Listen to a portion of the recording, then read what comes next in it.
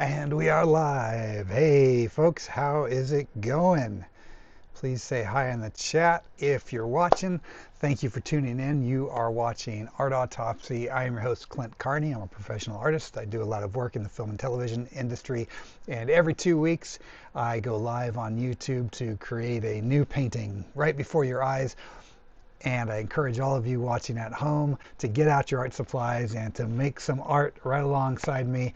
Don't have to paint what I'm painting. You don't even have to paint. Just make whatever you want. It just gives you an excuse to make some art every 2 weeks. Not that you need an excuse, but if you did, now you have the excuse. Let's see who we got in the chat. We got Travis, Jennifer, and Liz. Hello to you all. Thank you for tuning in. Let's see. First, let's start off, as always, by thanking my amazing patrons. So thank you, Jennifer, Tango 14, Travis, Anthony, Rachel, Derek, Stephen, Violet, Jill, Charlie, Misty, Donna, Necrotechnicon, Stormy, Brian, and Sarah. For without you, I couldn't do this every 2 weeks here on YouTube's. Anyway, thanks guys for tuning in. I got some viewer art. So first, for those who are new to the stream, if you make art during the live stream, email me a photo of what you've created. My email address is clintcarneycreates@gmail.com. It's easy to remember because it's the name of the YouTube channel. And then I'll feature your art on an upcoming live stream. So, since our last live stream, we got 2 viewer submissions. Both of these artists are in the chat right now, so you can actually chat with them about their art right now if you're so inclined. Our first submission comes from Liz, and this is some amazing tattoo flash illustrations that Liz has done. And Liz, if you want to tell us about it in the chat. I'm guessing that this is ink outline with colored pencil for the color. Correct me if I'm wrong, but beautiful work. You get better and better with each time. So really excited to see your progress throughout the whole time we've been doing Art Autopsy. You really continue to improve each time. And our next submission comes from Jennifer Goupil, and this is another incredible piece. I really love what she did here. An amazing rendition of this bat. And Jennifer, again, correct me if I'm wrong, but I believe this is acrylic. Is it acrylic on board, acrylic on canvas? Let us know in the chat. But fantastic work, a really cute bat. I love the contrast between the background and the foreground element of the bat. Fantastic work. And yeah, so great job, both of you. And if anybody who's watching is making art today during the live stream, let us know in the chat. Tell everybody what you're working on so that everybody can know, and we can encourage you to keep going. So let me show you what we did last time. Yesterday, or 2 weeks ago, I did this squirrel, this mutant squirrel, and this was a kind of a similar themed piece to the painting we did beforehand, which is actually tacked up to this board above here, but I don't want to mess up my camera, so I can't show you. But anyway, here's the squirrel. I think I might just add a little more detail in there, but I'm pretty happy with how he's looking. Super fun. And I think I want to do one more piece in this series. So we did the mutant human 2 art autopsies ago. We did the mutant squirrel 2 weeks ago. And this time we're going to do a mutant pig. And then I think we can call it a day on that series. And it'll be cool. They're all 3 different sizes, close enough to each other, but I think they'll look really cool framed and hanging next to each other. So yeah, today is going to be all about doing a mutant pig. So I believe we're just going to get started. So one thing I did differently this time, the squirrel is on a gesso board. So is this. It's the same type of board, but while I was working on that squirrel last time, I was feeling that the board just didn't have enough tooth to it. the paint was really sliding around more than I wanted it to. So this time I mixed up some additional gesso with a little bit of blue acrylic and just and painted it on relatively thick just to give it a little more tooth for the paint to grab onto here in our underpainting. So as before in this series, we're going to be doing a black and white underpainting, and then after we finish that, we're going to do a simple 3-color process in the acrylic, and that will be it for the acrylic side of things. And then we'll get into oil painting for the detailing later on. So my goal for today is just get through the acrylic portion, the black and white underpainting, and then the initial color, and then we'll see where it goes from there. If it's dry enough, maybe we get into oil, maybe we call it a day on the acrylic. We'll see how it goes. Let's see, Charlie has joined the chat. Hello, Charlie. Thank you for joining. Always good to see you. So I'm just going to squeeze out some black and white acrylic paint onto my palette, and we're going to paint us a pig, a mutant pig with mini eyeballs, so that he matches our squirrel and other mutant human. I am almost out of white acrylic paint, but I think I have enough to get through this painting. Okay, here we go. I'm going to start out, let's see, with let's start out with a pretty large brush, just make some bold choices immediately. Let's see, Ojisan Obscura has joined. Hello, thank you for joining. And I got a cup of water next to my paint here, and I'm just thinning it out so when I sketch, I can,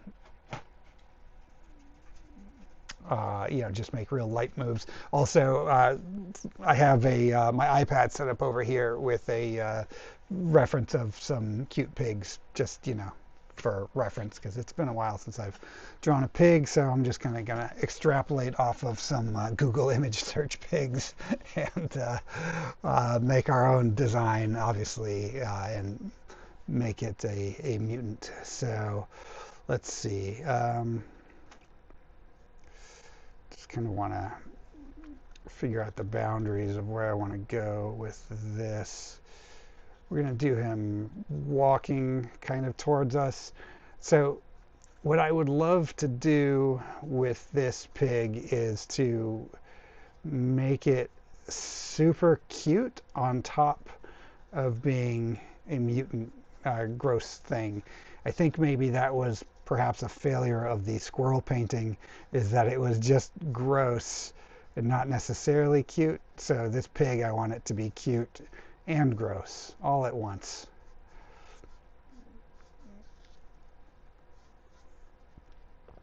Let's see. Wait, do pigs have that kind of a joint in their leg like a horse? I think they do. It's not on any of my references here, so I'm just going to assume. If I am screwing up the pig's back leg anatomy, I'll find out later.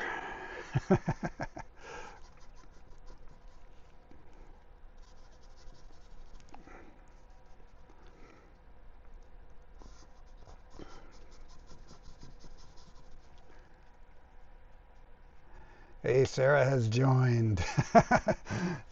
Cute and gross. I know people like that. Excellent. Wow. Ojisan Obscura says, I dug the squirrel. Thank you very much.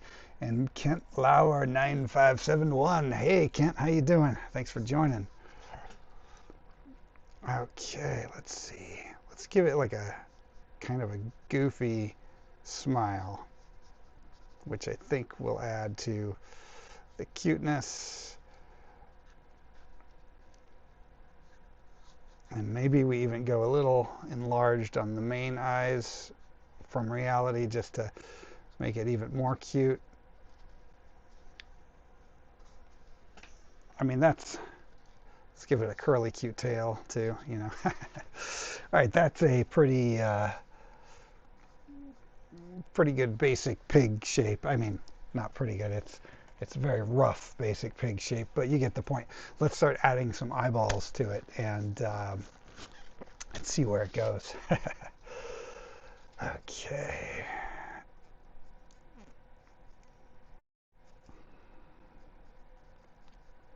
So who's working on art? Ooh, I want to give him like some smaller eyeballs right here too. We're just gonna go eyeball crazy with this pig. How many eyeballs can we fit on a single pig? Find out on today's episode of Art Autopsy. Oh, just a reminder for any of y'all in Southern California.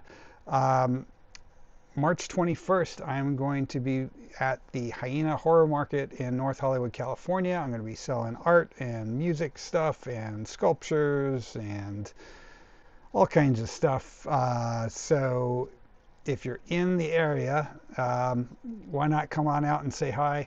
It's a free event, free to attend, and there's always lots of cool artists there and movie folk and so forth. I don't know who all the special guests are this time around, but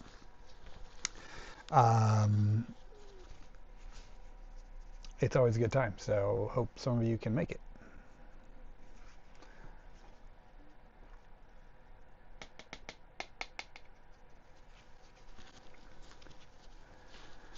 Ojisan Obscura says, I'm letting my layer dry for the night. What are a layer of what? What are you painting? Okay, I'm just going to do some basic shading here, just again with the black, and then start throwing in some highlights, and I'll just essentially let the blue of the toned background just act as our middle color for right now.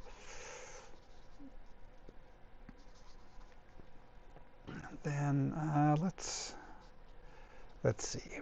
Light's coming down this way, kind of in front maybe. Let's just give them let's not reinvent the wheel on the shadow here. Just make it real basic.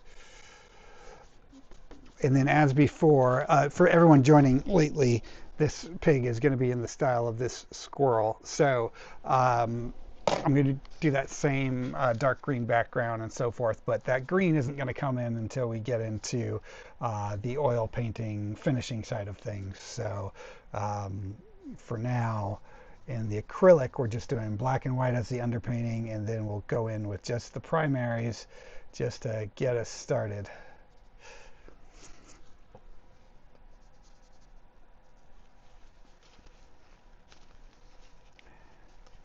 See, Charlie says, I've seen cows with extra legs growing out of their sides or head. Wonder if it's as prevalent in pigs too. Oh, that's true. I've seen that as well. I don't know. I haven't seen any pigs like that, but I'm sure there are some. I don't know if there's pigs with like 20 eyes growing out of them though, but we're gonna make one.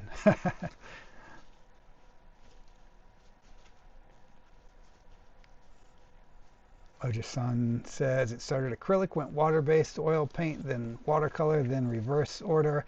I've been at it all week. Wow, that's quite the variety of paint you're using there. Be sure to send me a picture of what you did when you're done if you want to feature it on an upcoming stream to show everyone.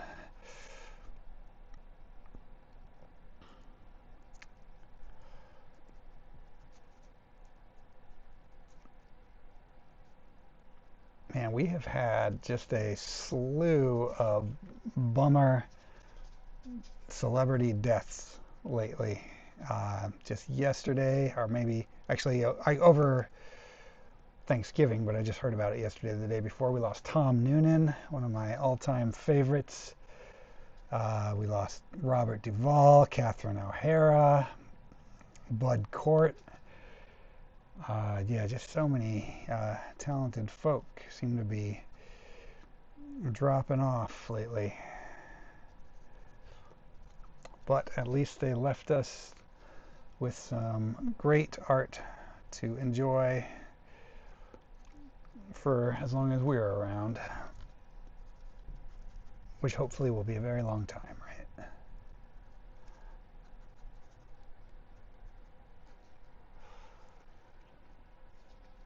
And as you can tell, I'm just going in super rough right now.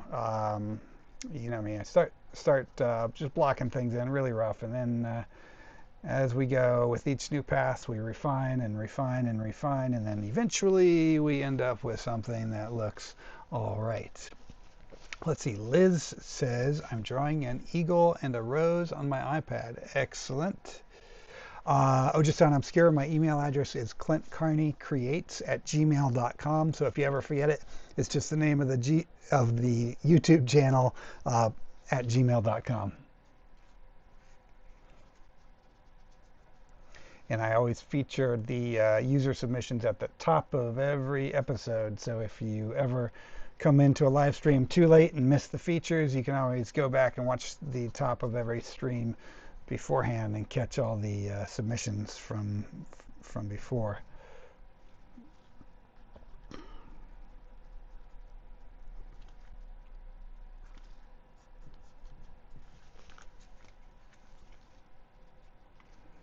And I keep a rag in my hand as I go, and water's over here.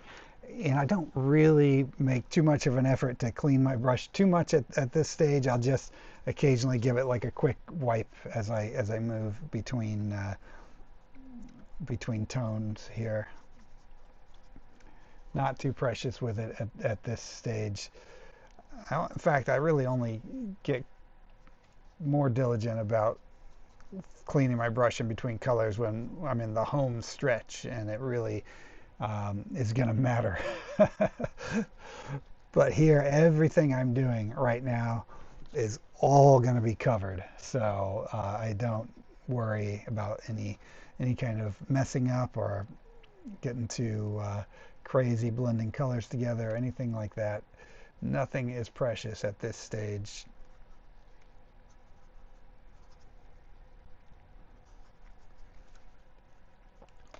Of course, if anyone has any questions throughout the live stream, just ask me in the comments, and I will try to do my best to answer.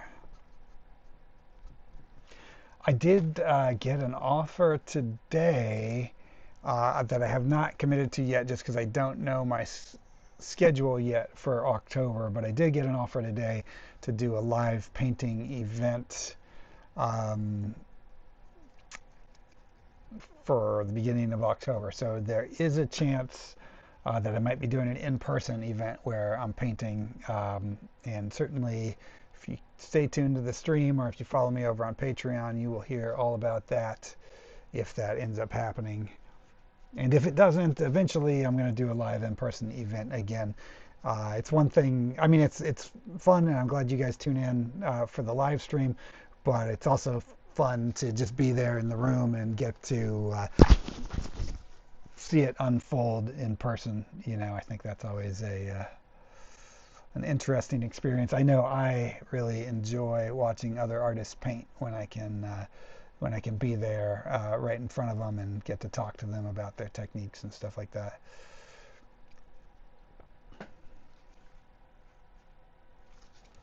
I used to do, other than Art Autopsy, I used to be part of a art collective. It was many years ago. It was me and Cam Rackham who ran the art collective, and Christopher Ulrich and Mir One and Christopher Sapp, and there was a bunch of really cool artists in there, and we used to do tattoo conventions and horror conventions and do live painting on big format canvases, and that was a lot of fun. I kind of miss doing that, but one day I'll get back to it.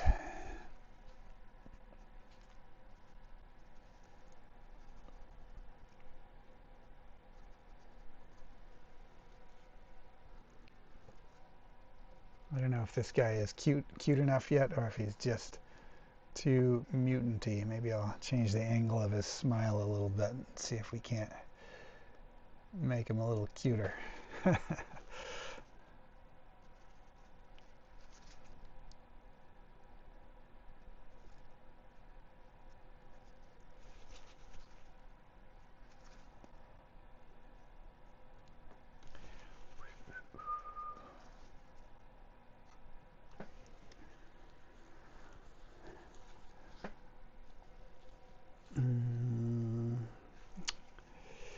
know what? I'm also going to squeeze out some of this blue that's on the background just to use it as an eraser to fix my my drawing a bit.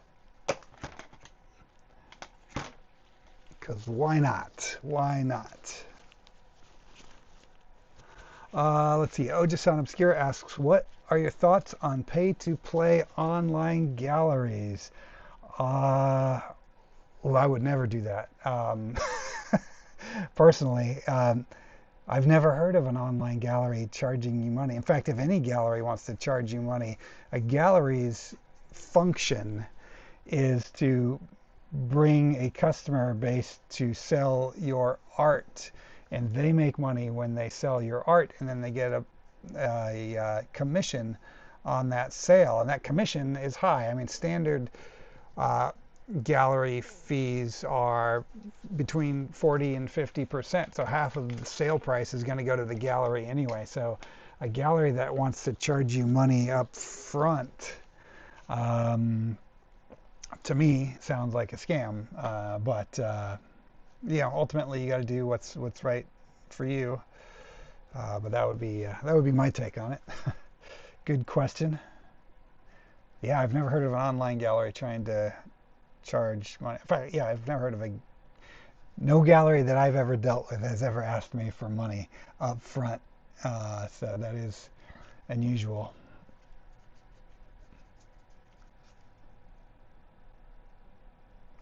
Because to me, that's like the gallery telling you that they don't think they can sell your piece, right?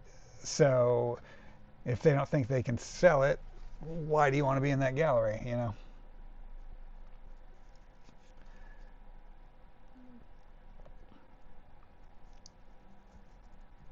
Now, sometimes there are submission fees for some things, which I think is different.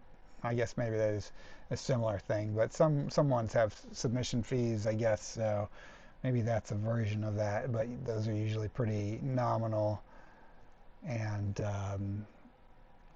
even then I would think long and hard about paying a submission fee. But that's just me. Also, you know, full disclosure, it's easy enough for me to give advice like that because I don't have trouble getting into galleries. So I have enough of a track record. I've shown in enough galleries over the years that, you know, it's not a challenge to get in anymore. So maybe if you're just starting out and haven't shown in a lot of galleries, maybe it is right for you. I don't know. So you gotta, I guess, kind of use your best judgment on that in terms of if you think it's worth it.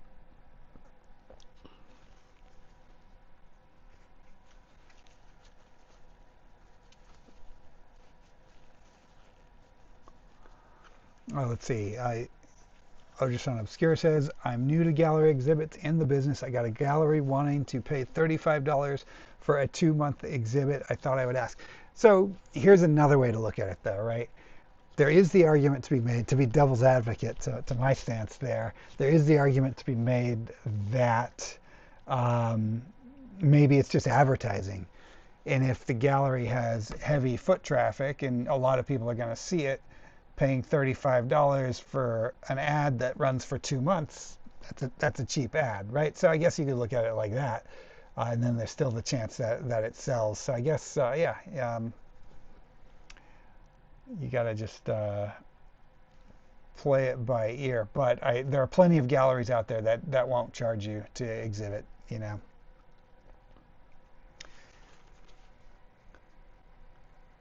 Or does the gallery not take a commission? If they're charging for a submission but they're not taking a commission, then maybe that's worth it. You know, maybe it's like, I'm going to give another eyeball on this side too, by the way. You know, maybe that's made up for in the fact that their commission, they don't take one, or it's low. But if they're charging you and taking 50% of your sale price, that's when I would be a little suspect.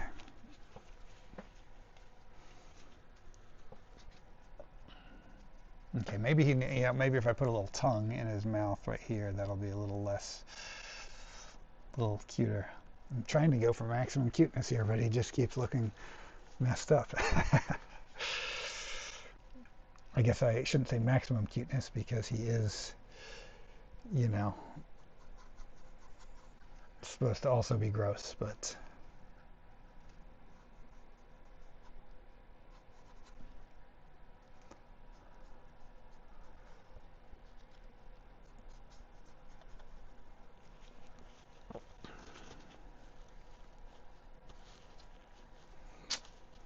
going to a gallery next month that is showing my movie. I think I'll bring some pieces to see what they think. Oh, what is your movie?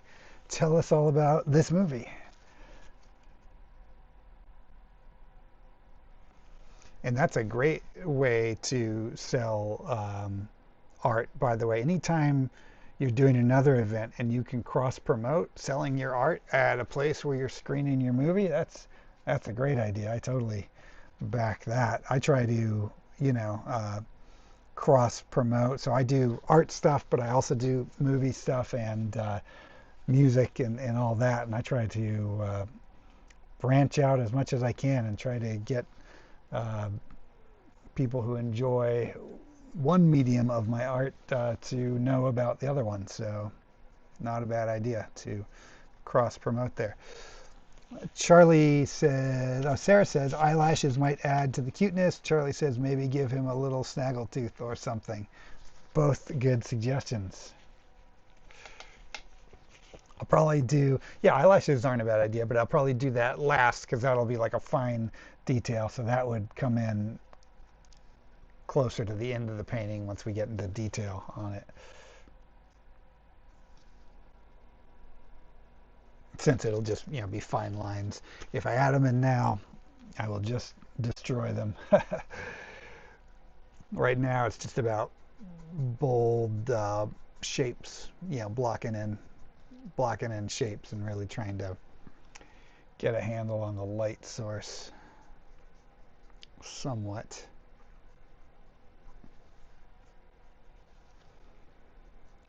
Also, I guess if I'm tying him in to that squirrel and the other painting, um, just thinking out loud here, but those ones are very fleshy. There's not a lot, there is some like sporadic pieces of fur on the squirrel, but by and large, it's pretty fleshy.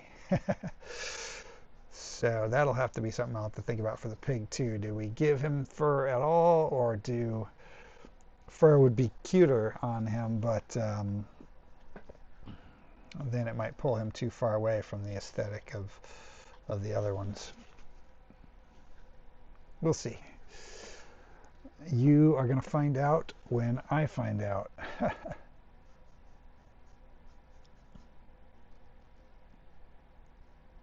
Let's see. I want to cut in a bit there, so I'm going to go back to the blue and just reshape the side of his face there a bit. Yeah, that's a better shape. Although, you know, he's kind of looking like a kind of looking like a calf a bit.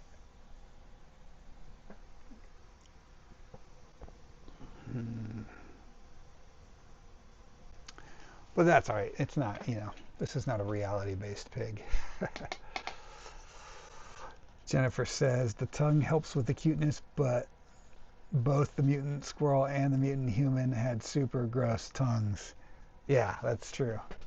I could make the tongue super gross. Or maybe he needs another mouth. Like the human had 3 mouths.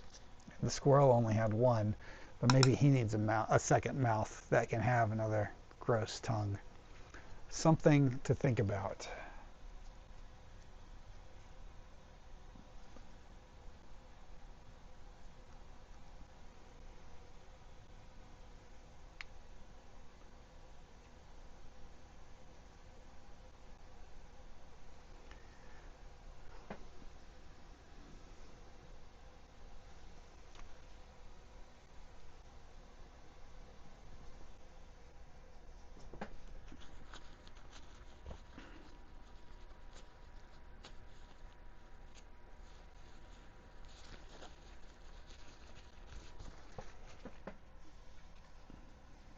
Okay, let's just start.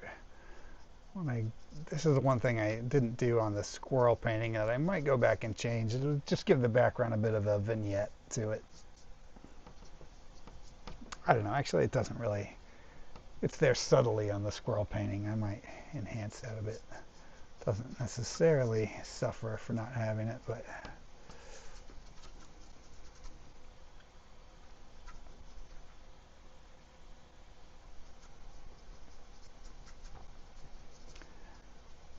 just getting this blue mostly covered up. At this stage, I don't care if any of the blue shows through or not. It doesn't matter.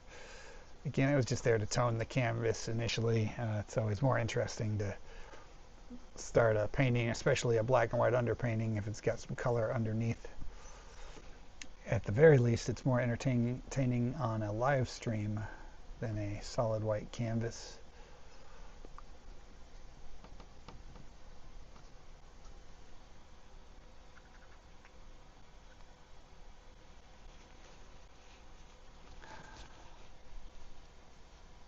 Son says like a lump on his back with the mouth. Yeah, something like that might be cool. Or right here, like right here under his, right on his chest, might be a good spot for another mouth.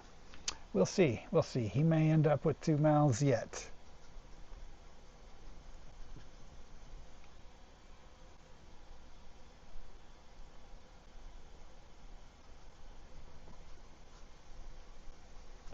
Yeah, I'm glad that I did the gesso mixed with the paint underneath because it's already feeling a lot better. I'm already digging the way that the paint is coming off of the brush better than I was on that squirrel painting. I'm just being sloppy here. I'll fix the tail or whatever. It wasn't, that was just kind of an afterthought curly Q tail anyway, so we'll get in there and fix it up in a bit.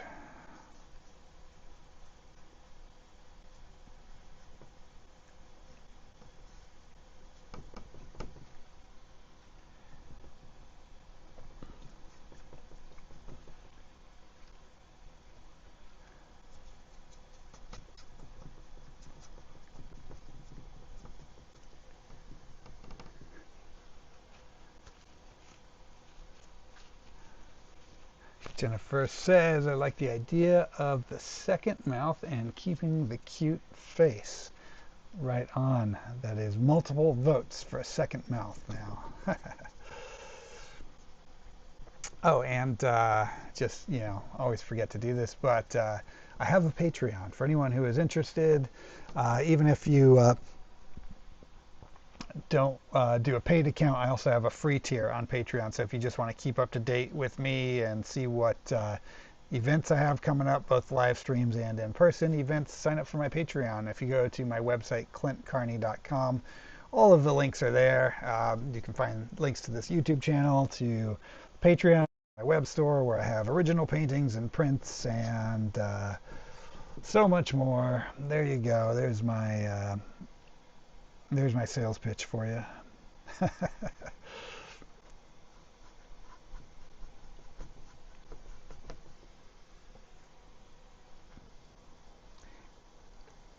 14 people watching now. So for those of you who are tuning in late to the broadcast, you're watching Art Autopsy. This is a bi-weekly live streaming art event, and I'm your host, Clint Carney. I am a professional artist. I work a lot in the film and television industry, and every 2 weeks I jump on the old YouTubes and do some painting before your eyes. I encourage everyone who's watching, if you're so inclined, go ahead and get your art supplies out and make some art with me.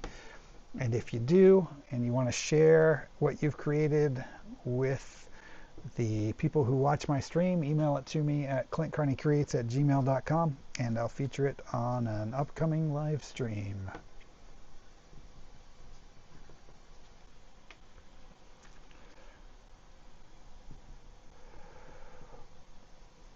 I know it's not very interesting just to see me fill in the background here with solid colors, but we'll get into detail soon enough.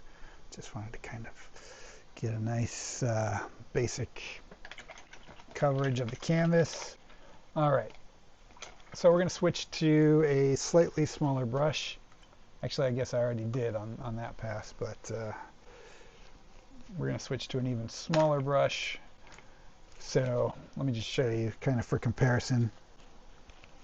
We started with this size for the initial sketch, then I went down to that for the next stage of detail. Now we're going down to this. Again, I'm always using these kind of chisel tip brushes. I just like them. And I buy them in these 5-packs, and they're cheap, and so I don't feel bad if I accidentally, kind of on purpose, ruin them as I go. So now this pass, I'm just going back in. We're going to start with the top of the pig. We're going to work our way down and just add an additional layer of detail. We're probably going to do 2 more passes of the black and white, just kind of refining the detail more and more, and then we're going to move on to color from there.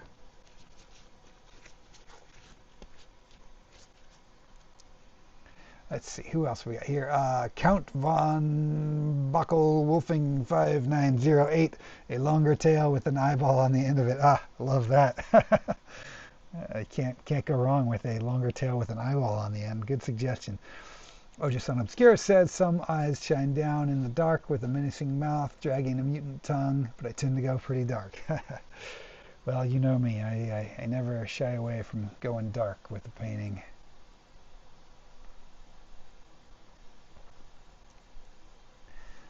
I'll say, in fact, all of my YouTube paintings are a lot more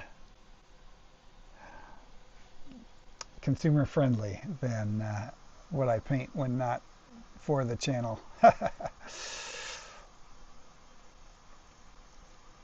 For the sake of YouTube not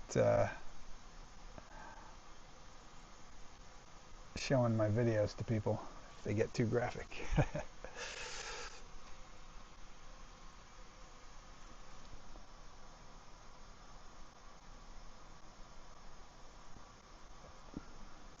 And I'm still keeping the paint pretty wet, painting really thin, and just keep dipping the water, or dipping the brush in water as I go.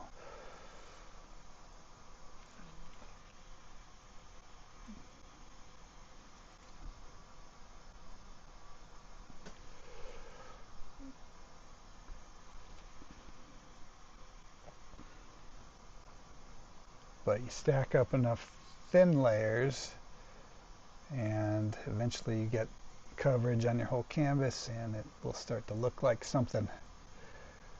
Will eventually start to look like we know what we're doing, theoretically.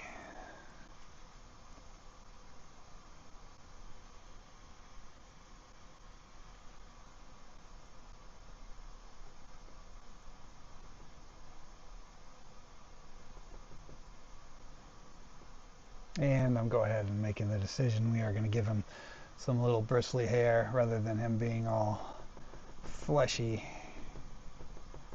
That will allow him to retain some cuteness, I guess.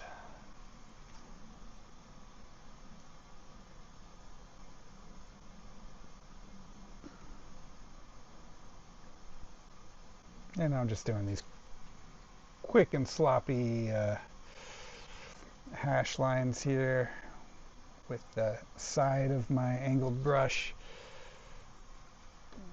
And then, of course, as the layers progress, that detail level will increase. All right, let's start to shape up this top eye. The reason that I like to work from the top down as we start getting more into detail and stuff, if you work from the bottom up, what happens is if your paint isn't fully dry, you start smearing your own painting. But if you go from the top down and you give, as long as the layer below has had a second to dry, then you don't run into smearing it quite as much. Not that anyone asked, but you know.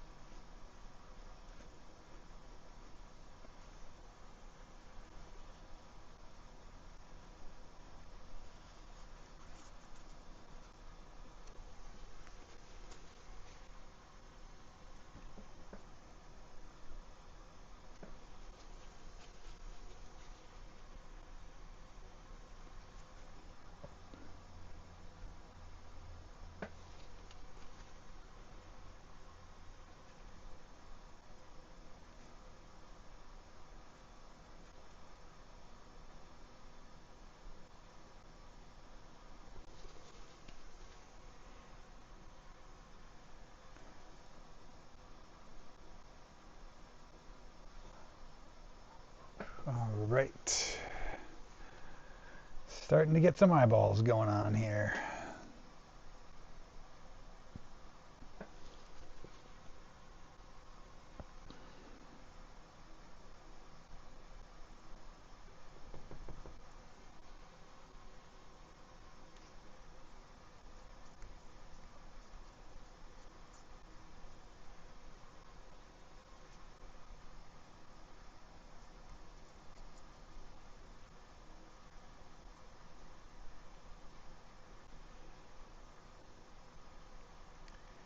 And then, yeah, I think on his main eyes, we're just going to keep those a little larger than the other ones and go very dark with those ones. In fact, I'm just going to start out by totally blacking them out, and we'll add some specular highlights after this black dries.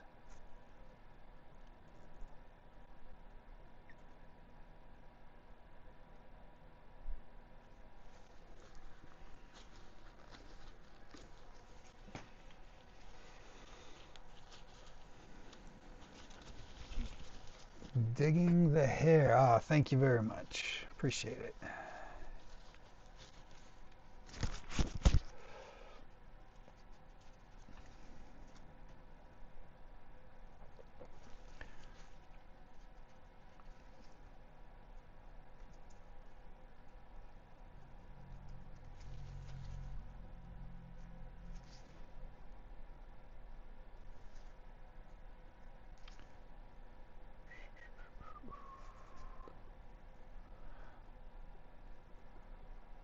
You guys are pretty quiet in the chat. Is it because you're all busy making art? Let's hope. Fingers crossed. You guys got to keep me entertained. I can't have music or the TV on during these live streams, or I get the video dinged for copyright infringement.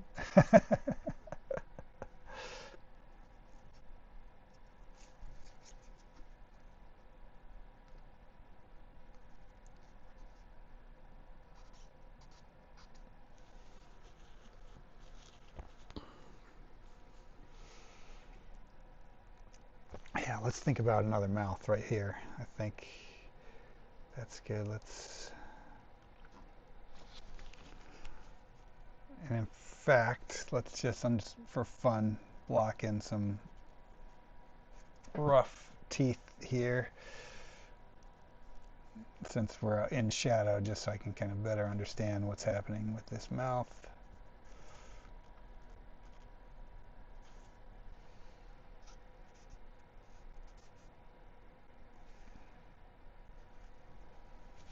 And then, since you guys seem to want a tongue hanging out, here we'll give this mouth a gnarly tongue dripping out.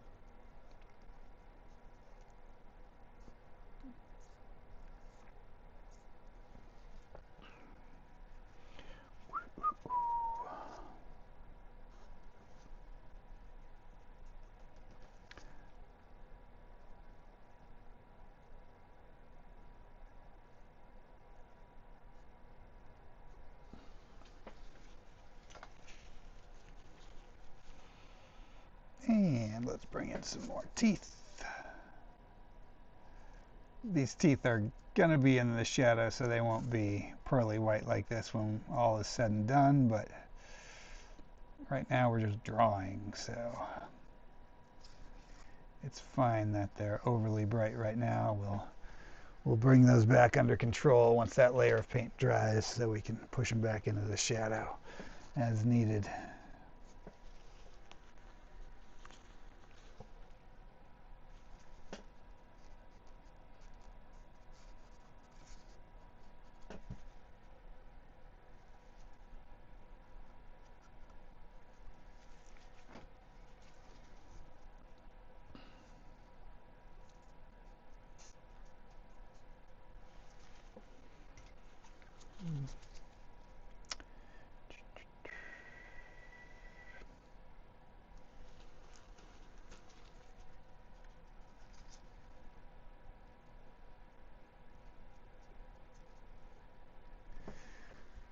All right, how you feeling about that mouth?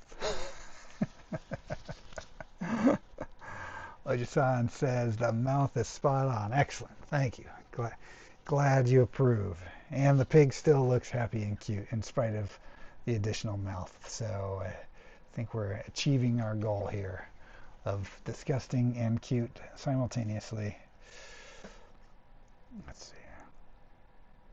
I'm thinking maybe I need to just bring the corner of this mouth into shadow a bit. Just trying to perfect his expression.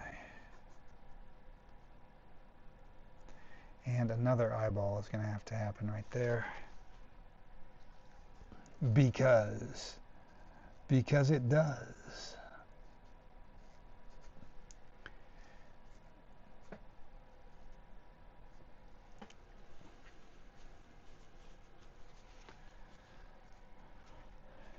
And we're starting to lose this ear here. I'm just going to darken up the background behind it a bit.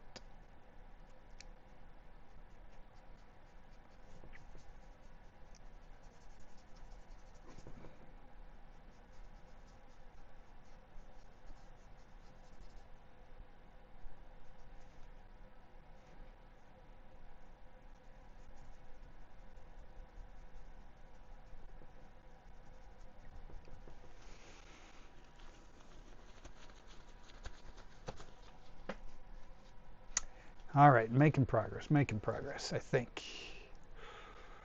I might want to, yeah, I got to reshape his face a little bit here. Let's cut in a bit. Let's maybe bring that eyeball in a bit and push that out. There's no mistake that you can make at this stage in a painting that you just can't easily fix by covering it up with more paint.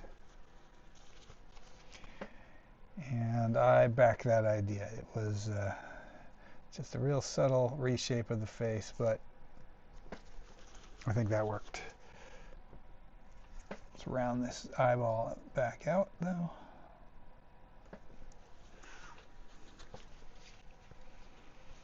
And now I'm just going to do some, we'll bring a little bit of variety back in to these eyes. And hit it with a little specular highlight right there. Boom.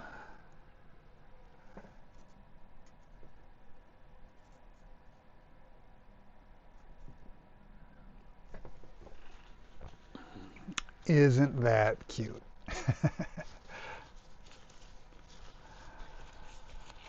Jennifer says, that's awesome. Thank you, Jennifer. Count von Buckelwolfing says, if Charlotte's Web was cosmic horror, that's what Wilbur would have looked like. Totally. Yeah, it totally has a Wilbur vibe. Maybe we should give him a little spider, a little Charlotte, a little pal. That would be fun. Let's do that. Let's do that now, in fact, for fun. Let's see, we got I'm just going to do a little spider standing here looking up at him. We got an abdomen, a thorax, a head. This is real rough. I can fix it later, but oh, that's a terrible spider.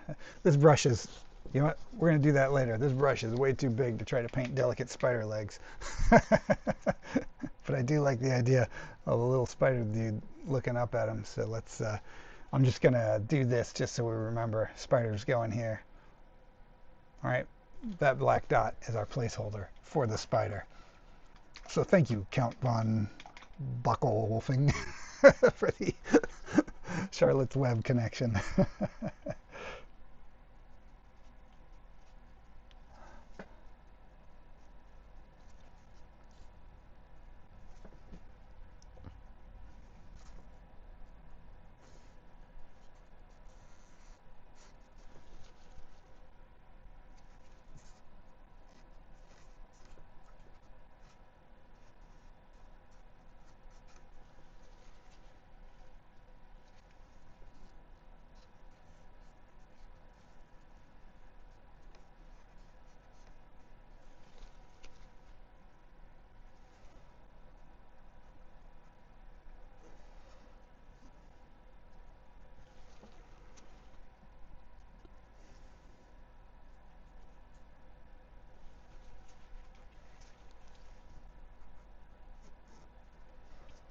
I have not read Charlotte's Web since I was a kid, written by E.B. White.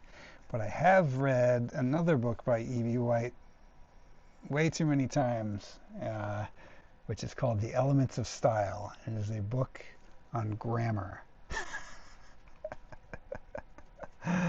It's a short book, very handy, and a great reference. I like to do creative writing as well, so that's why I've read that one so much.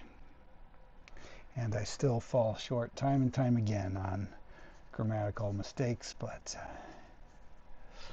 don't we all?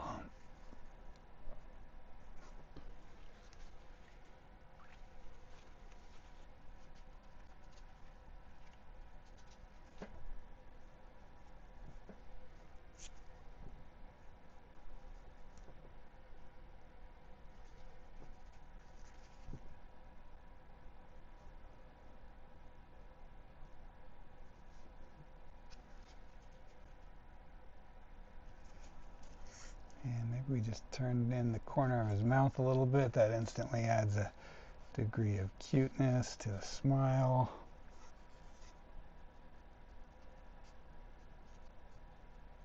Yeah, all right. This pig is coming along, making progress. Still kind of looks like a baby cow, but you know, whatever.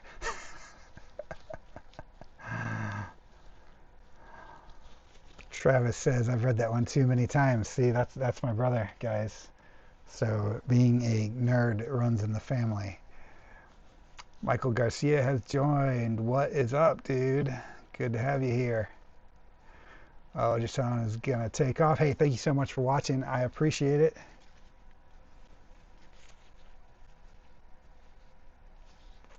Count von Bucklewolfing. Yeah, that's probably about the same time I read Charlotte's Web, and yes, agree on the animated movie.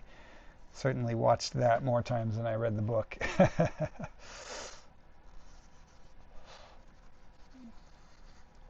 But now I kind of want to read it again. Hadn't thought about it in a while.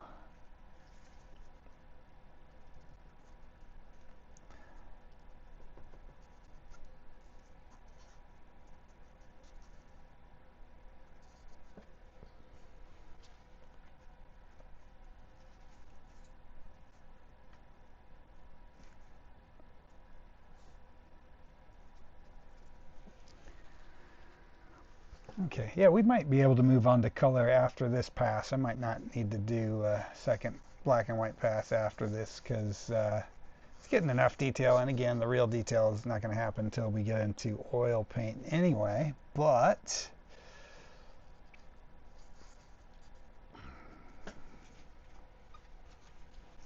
we'll see.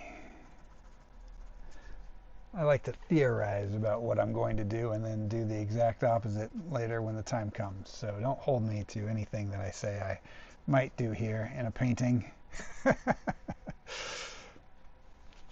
The painting will reveal what it needs all by itself without me having to force my opinion on it.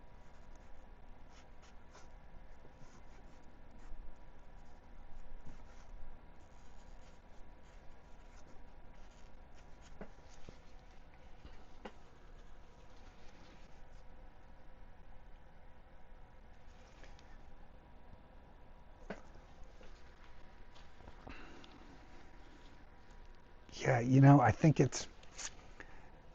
maybe the head is too compact and that's why it looks like a calf instead of a pig. But whatever, we're just rolling with it. Michael Garcia says, nice job on the pig. Thank you. Appreciate it, man.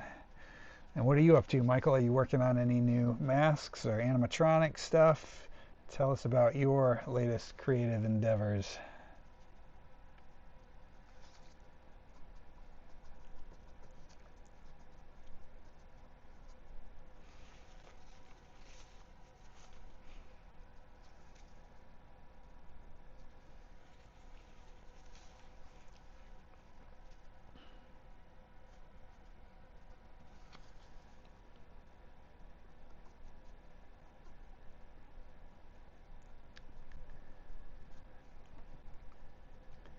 I've actually I've been doing a few, my time has mostly just these last few weeks. I've been working on 2 movies right now at the same time, um, on the visual effects side of things, and those have been taking up the bulk of my time. But aside from that and painting, I've been doing a ton of writing. Just kind of reinvigorated my love for writing.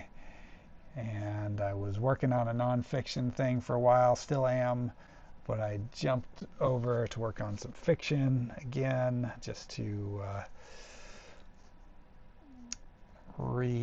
stretch that muscle, and I'm having a great time doing it. So if all goes well, hopefully I'll have something out there, something new out there in the world of fiction.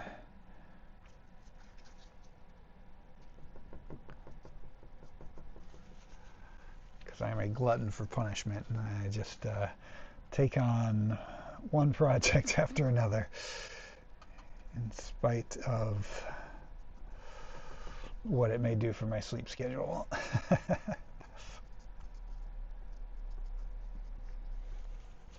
Okay, I think these teeth are dry enough. We can knock them back a little bit into the shadows, because they're on the shadow side, they're not going to be all pearly white like that. Oops, that's too much.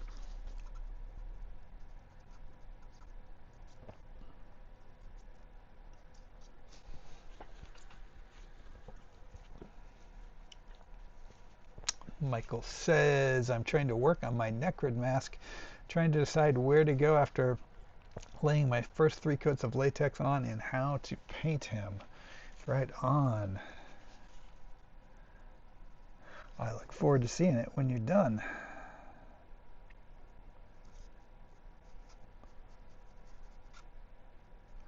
Are you hand painting, or are you using an airbrush, or both? I generally, when I'm painting masks, I usually do a little of both. Usually I'll start the base coats with the airbrush, and then I'll get in there with the brush for the fine details, you know, eyeballs and veins and that sort of thing.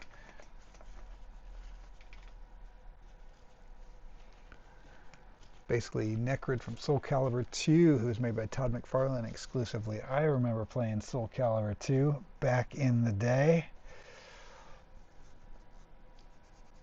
but it's been so long, I don't specifically recall that character, but I'm sure if I saw a picture of him, my memory would be refreshed.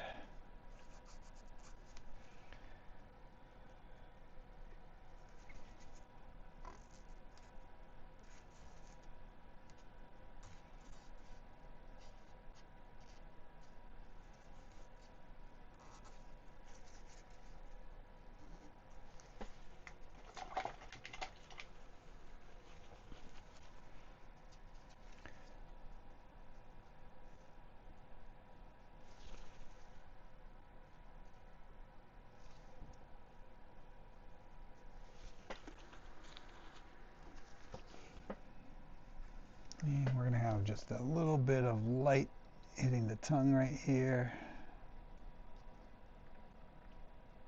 so it's not entirely in shadow. And of course, the tongue will be red, the background will be green, so the color difference is going to make that pop a lot more as well. But as I mentioned before, we're not going to get into the green. At this stage, the green is going to come in with the oil paints. We're only doing primary colors with the acrylics once we get to that part. Michael says, hand painting and sponging. Oh yeah, sponging is always a good technique for mask painting.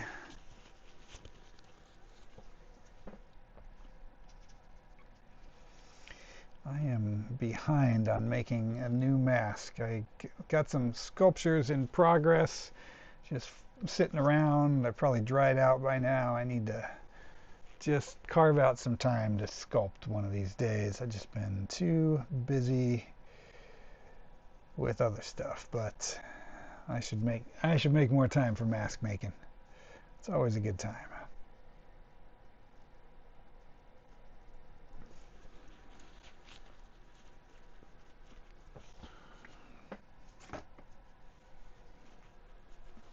This background's super sloppy. I'm just kind of leaning back and examining it now. We'll smooth out the gradient and stuff in the background before we get into color, just to make it a little better, but we're going to keep working on the details on the pig. Let's go ahead and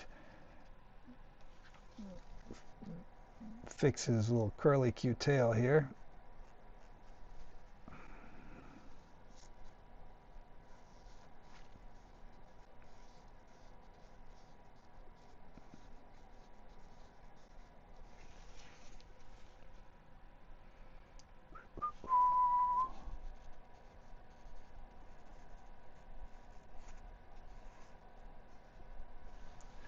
For those who are joining the stream late and who are new to the show, you're watching Art Autopsy. This is a bi-weekly live art stream. Every 2 weeks I get on here on YouTube and I do a new painting.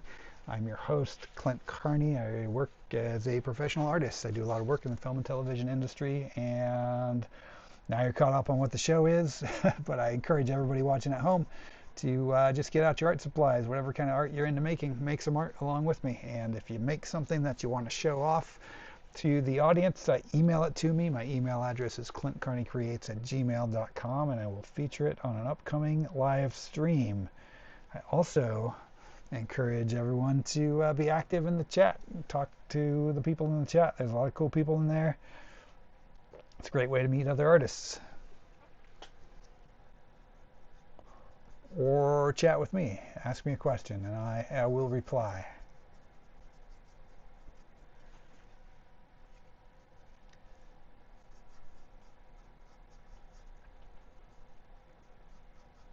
See, I lied. I said I was going to go back to the background later, and I went ahead and just went back to the background now. See that? I can't be trusted with what order I'm going to do things on a painting.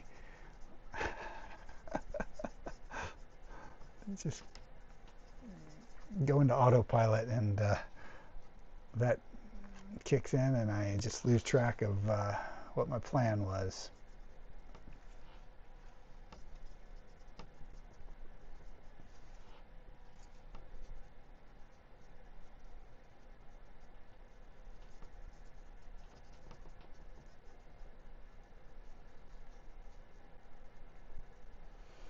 Although I should really use a bigger brush for the background, because otherwise I'll be here all night just painting in the background. Yeah, there we go. Bigger brush.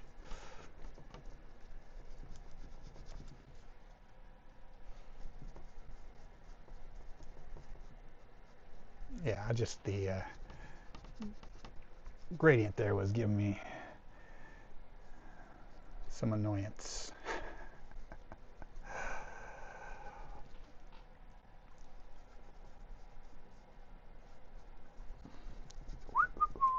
There we go. All right. Let's move back to the pig. Let me just work around this tail a bit, and let's get back to pig detail in a bit.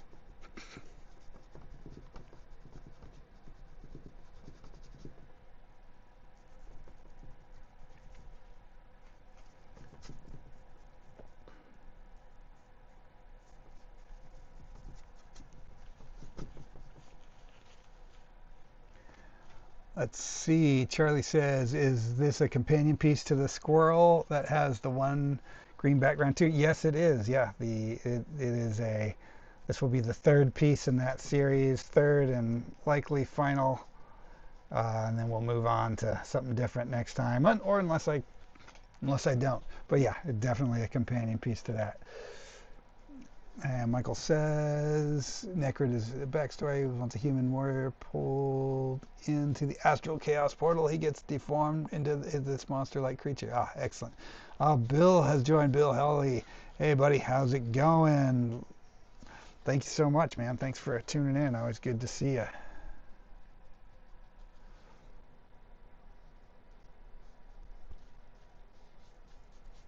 that we're doing a mutant pig today.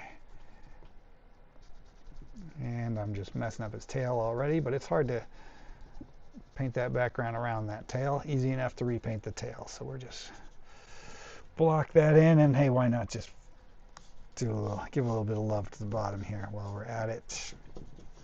Again, it's just a quick vignette.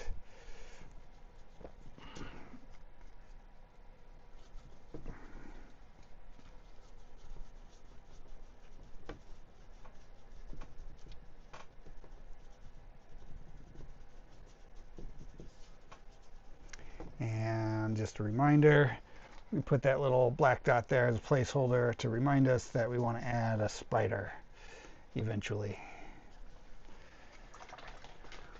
for the Charlotte's Web homage. All right. Can we get back to some detail now? Why not? Bill, are you working on any art this evening? Let us know.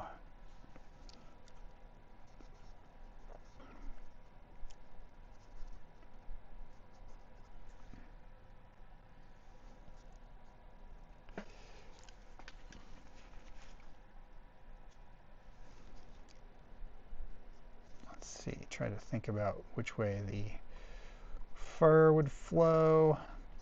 I'll try to do my brush strokes in that direction just to help the shape along.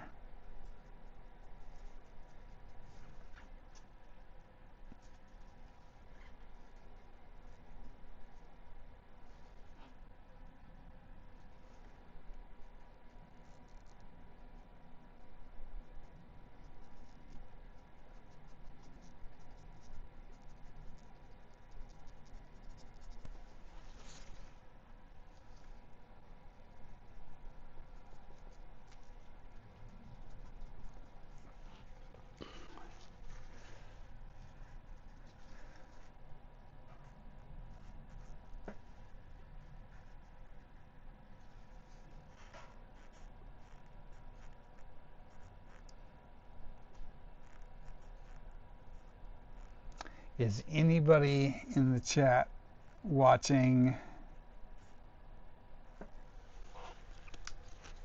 a Knight of the Seven Kingdoms? No spoilers for those who aren't watching it, but I'm just curious if anyone else is watching it, because I've been watching that and love it, really enjoying it. Let's see, Bill says, yes, carving a foam zombie head on a skateboard deck for an upcoming show. Oh, awesome, man. Where is the show at? Tell me all about it.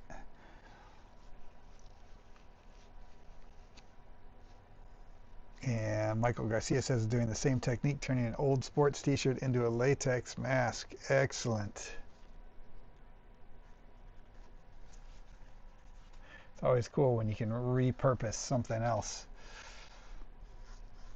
into something cooler.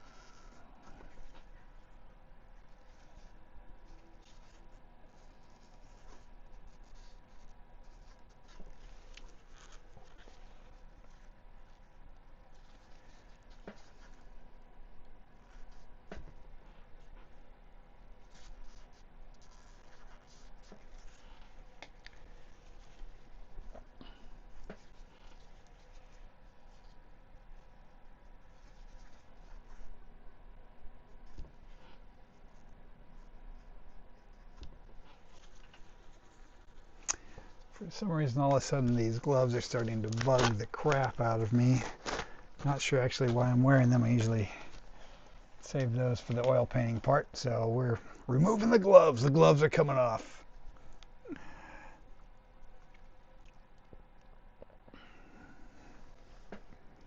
Don't really care if I get acrylic paint on me. That just washes right off.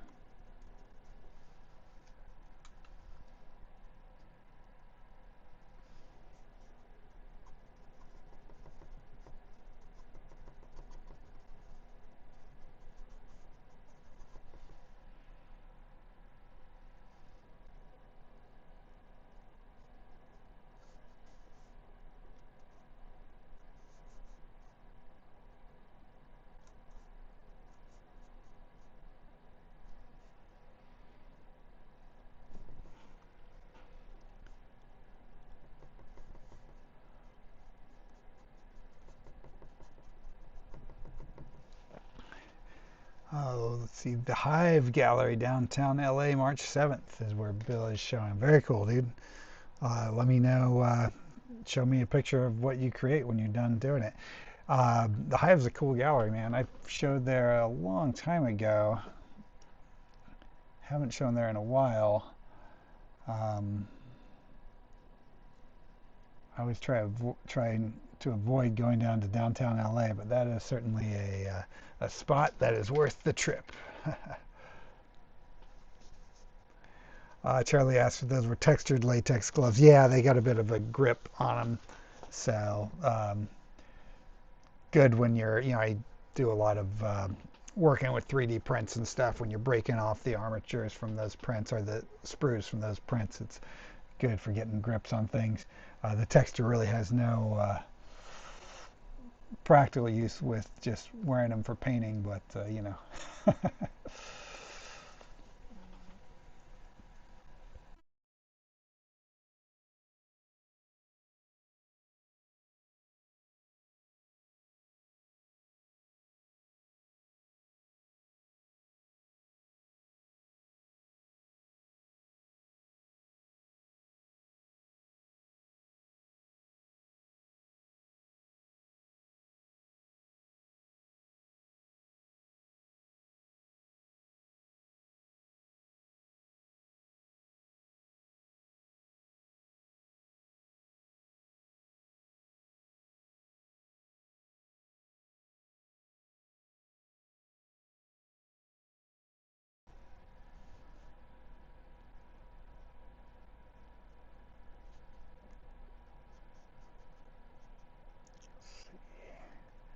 throw another eyeball in here. We're getting light on eyeballs on the leg here, so we're gonna need another one.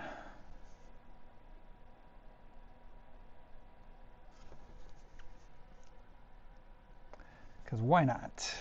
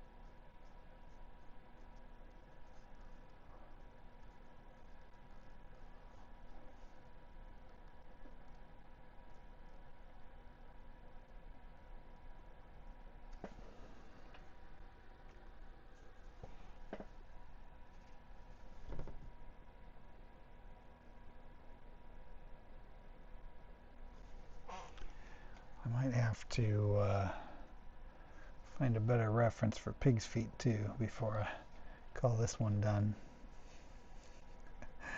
Although I guess I'm not really going for anatomical accuracy with this pig, but given as he has a second mouth here, and many eyeballs. But sometimes even if you're doing like a fantasy piece or a horror piece, if you can root it in reality, it just makes it more believable, the fantasy element of it.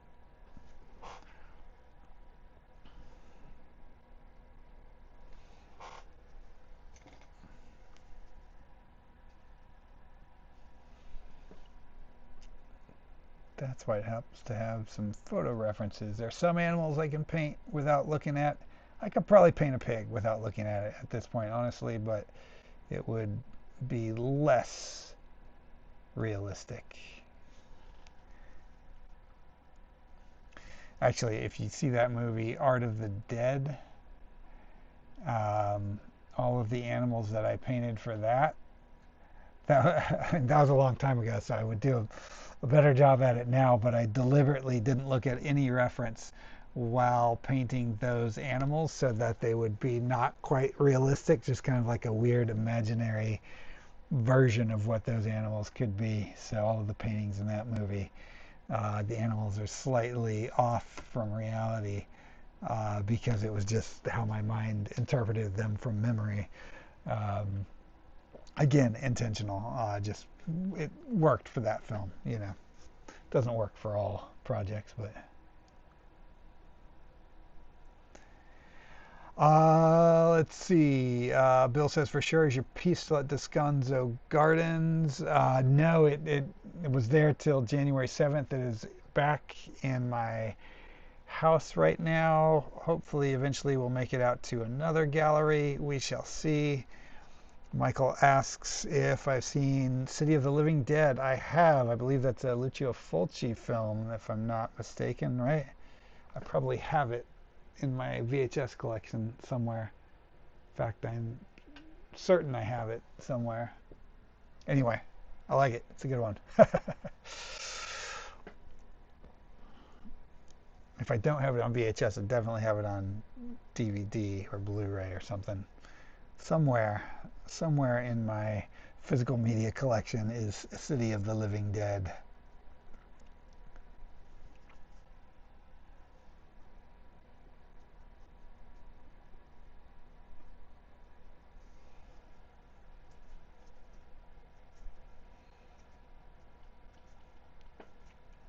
Thank you. Thanks, Michael. Appreciate it.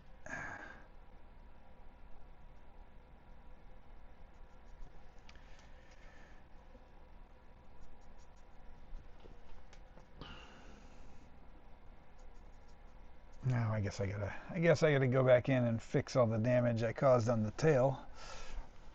And I need to grab a yardstick because that paint's still a little wet and I don't want to stick my hand in it, just to fix this tail up here.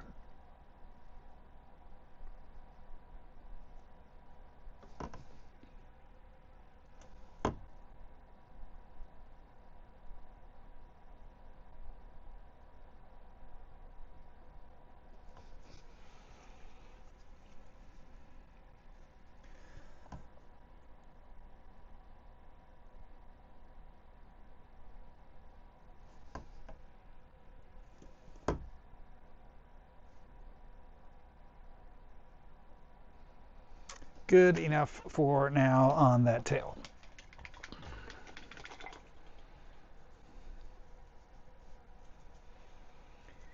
Oh, can't tell if the stream froze or if my computer is just frozen. Let me refresh, and it is not frozen. All right, success.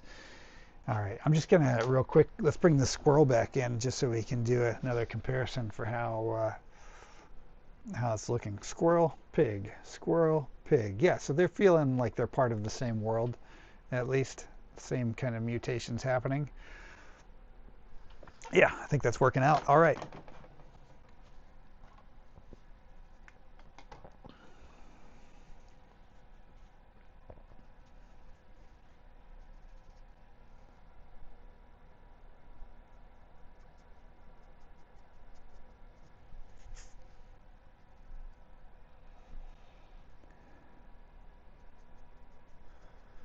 And if you're just tuning in, thank you for watching. You're watching Art Autopsy. It's a bi-weekly live art stream. I'm your host, Clint Carney. I am a professional artist working in the film and television industry. And every 2 weeks on the Clint Carney Creates YouTube channel, I do this live stream. I encourage everybody watching at home to make some art along with me. If you do make some art, feel free to email it to me at clintcarneycreates@gmail.com, and I will feature it on an upcoming live stream. And if you've been watching this whole time and you're wondering why I keep saying that same shit over and over again, it's because the average view time on my live stream is like 20 minutes. So people cycle in and out. That's just the nature of doing a live stream. So I always try to let the new people tuning in know what they're in for.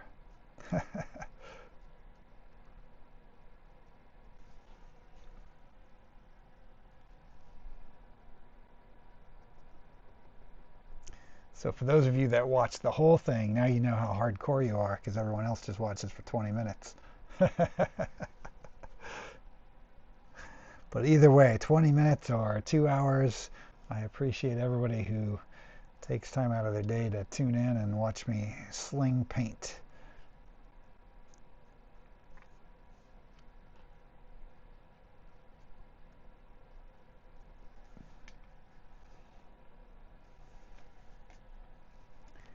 I know we all have plenty to do on a Thursday night, so taking time for art, I think, is always worthwhile.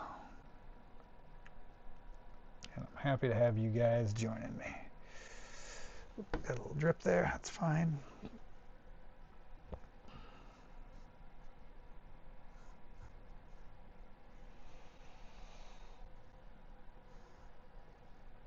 Yeah, let's clean up this line here a bit of this leg. And maybe pull the belly in just a bit.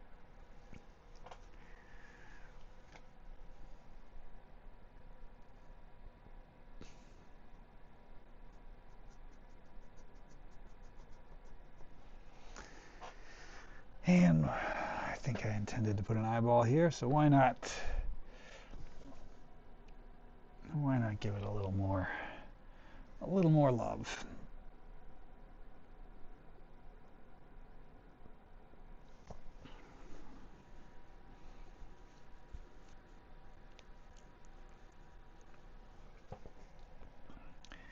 And let's just kind of work on this shadow just a bit. You know, just thinking out loud here, this leg needs to be further back, all right? This leg needs to end like right here. And this is shadow. Because otherwise that front paw is on the same plane as that leg. And because the leg is completely in shadow, it is far easier to repaint that than it is to repaint the front paw.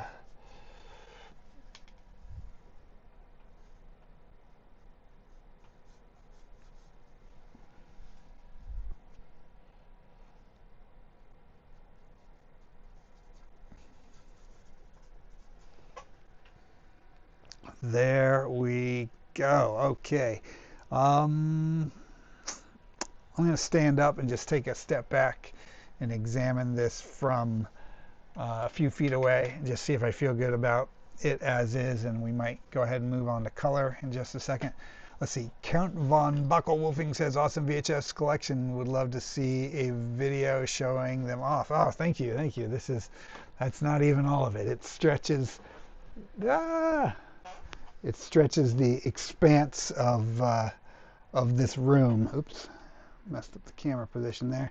And then these cupboards above me are also filled with VHS. There's a lot. I have a problem. Yeah, let me just take a step back real quick and take a look at this painting from a distance.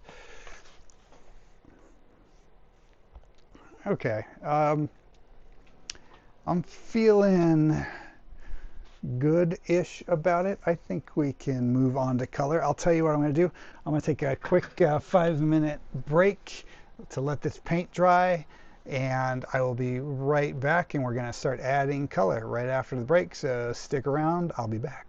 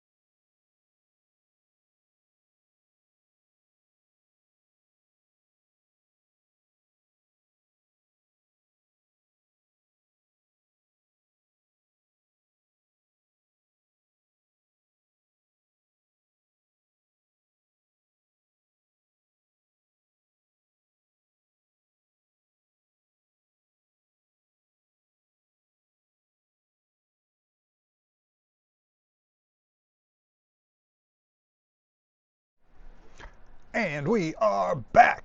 Thank you for bearing with me through that brief break. And now, that's one of the cool things about acrylic is it dries so darn fast. Look at that.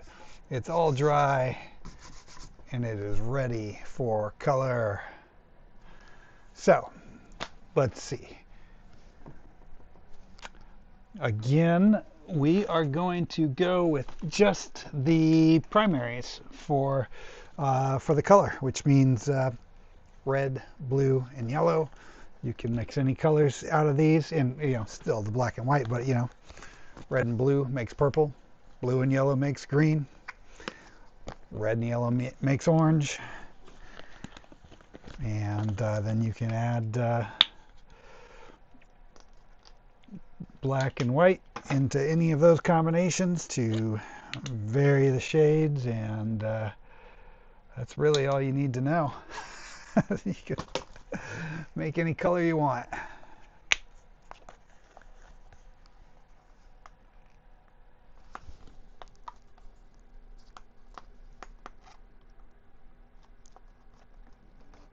Okay.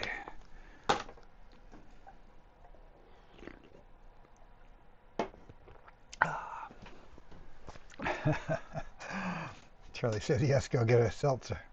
How did you know? And Michael says he's going to get a Dr. Pepper, which is also an excellent choice. Orion beer for Charlie. I am not familiar with Orion, but I also don't drink, so that could be why. Let's see. All right. We're going to start with blue, and we're just going to do washes of color. We're going to go super thin. I'm taking the blue, washing it, rinsing it, what do you call it? Yeah, thinning it out with a bunch of water, and I'm just going to kind of reinforce our shadow layer with this blue tone.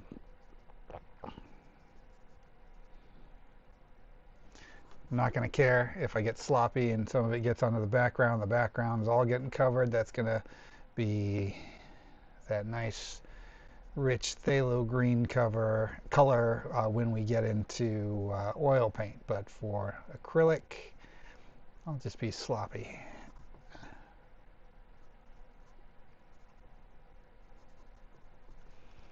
In this part of the process, the color really comes together quickly, as you can see.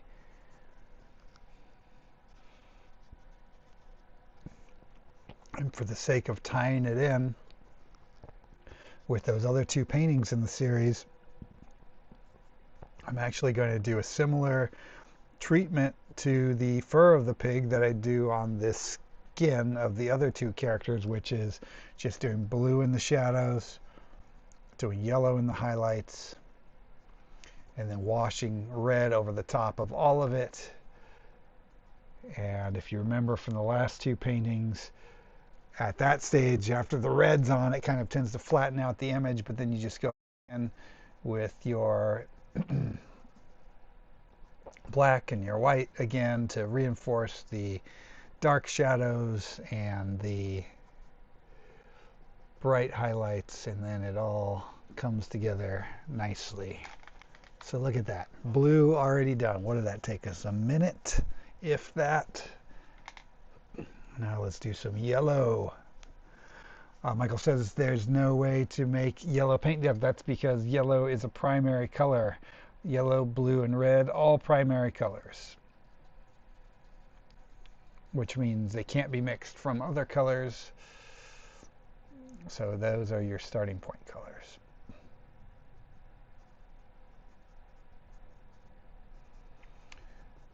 Which I always recommend for anybody who is concerned with the expense of getting into painting. Well, first off, acrylic paint, not that expensive, right? But even still, if you don't have a lot of money to spare, but you still want to just cut your teeth on it, just buy the primary colors. Buy black, white, and the three primary colors, and you can go to town with that. You can paint anything. In fact, I think it's an excellent way to learn how to paint too, is just working off of those primary colors, because then you really get a sense for how to make other colors using using just the primaries, and it's a good exercise.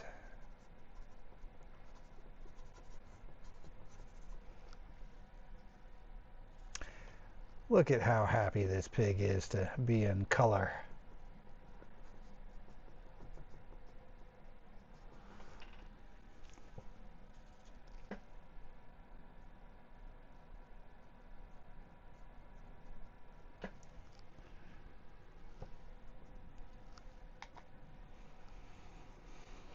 And now we're just going to take red. Let's give that a little bit of time to dry, a little bit, not too much. We don't want to dry all the way because I do want it to blend in with some of the other colors. And now this is the stage where it looks like I am destroying the painting because we're about to lose a lot of our contrast and so forth, but trust the process. See how that just kind of flattens everything right out? But that's all right. I promise you, we will recover.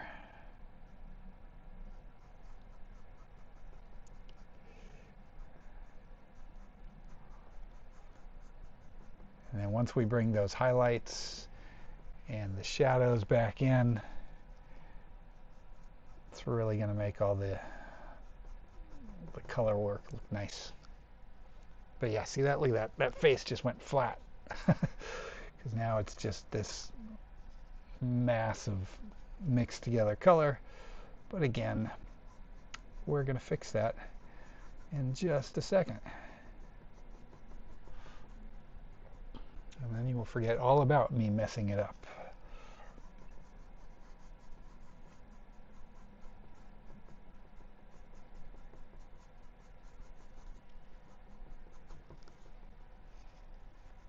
This is a real easy technique to emulate too. So if you're,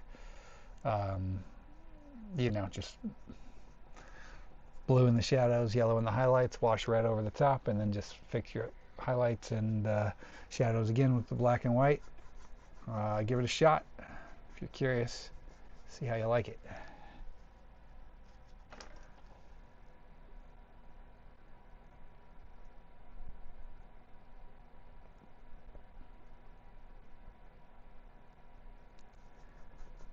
Especially if you couple that technique with a nice illustration underneath, which I guess you can argue the merits of our pig illustration, but I think he's looking all right.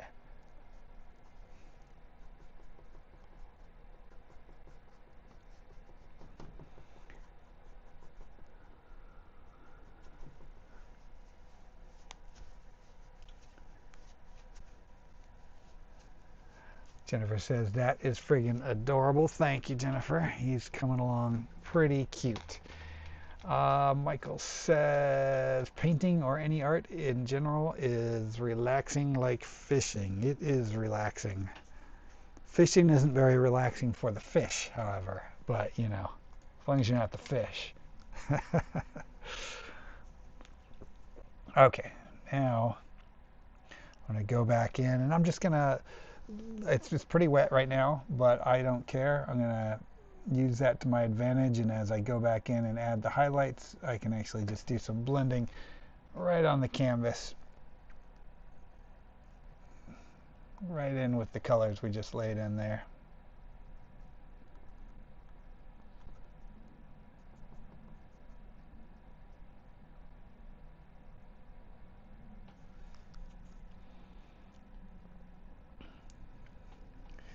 And I'm going to, in this particular case, I'm going to try to get all the highlights in first, because those I will be blending with the colors that we laid down, and then I'll go in and just do the dark shadows last, because those I'm not going to be concerned with whether or not they blend in with the color. So I'm going to try to get through this stage quickly so that I have, while the paint is still a little wet, I can do some blending. So pardon me if I'm not paying attention to the chat for just a few minutes because I am racing the clock on the dry time of this acrylic paint. Especially when you paint thin with acrylic paint, it dries fast, you know. Oops.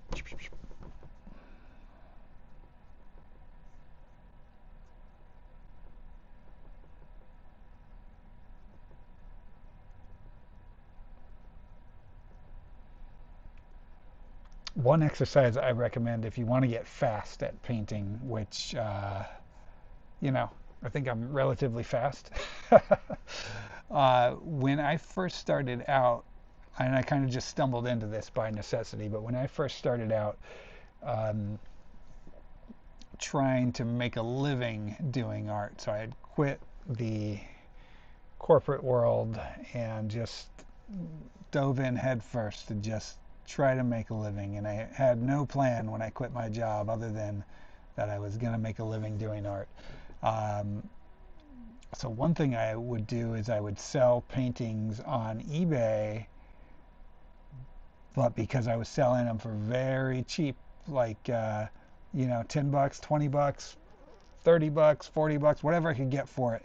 Um, I had a policy that because they might just go for $10, I wasn't going to spend more than 20 minutes on a painting.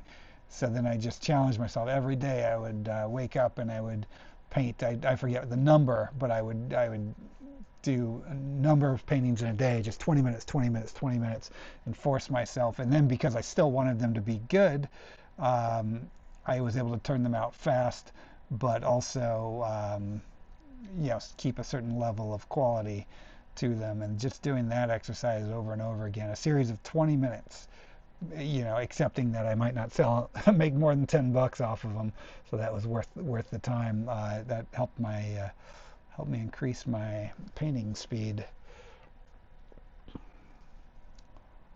And now it's not like I don't try to be fast now. I'm just faster because I've had the experience of doing a lot of paintings at this point. Probably in the thousands.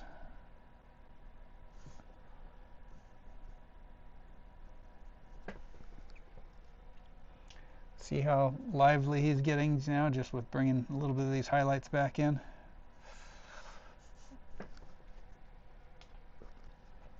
And then certainly, certainly doing live painting as well, painting in front of an audience at an event. That'll make you fast too, because you want to give the audience a show as well. So just doing those kind of live painting events really sped up my workflow as well. Yeah, see, now the paint's already dry. I can already stick my hand right on it, and paint is not coming off, but at least I got through the money part, which is the piggy's face, while the color was still a little wet.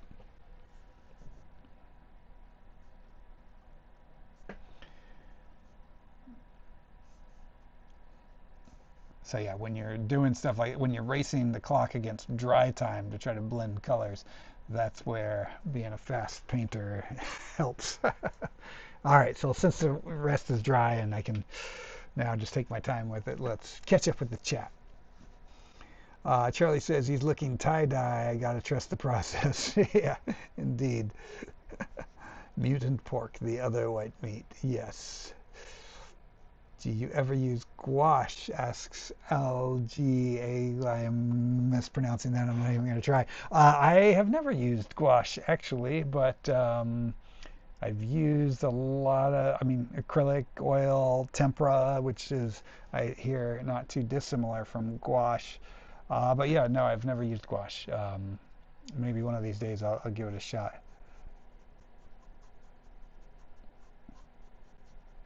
Most of the time I'm just oil these days, except for the last several paintings I've been doing in the live stream, which have been primarily acrylic until the final stages. But yeah, mostly I just love working in oil.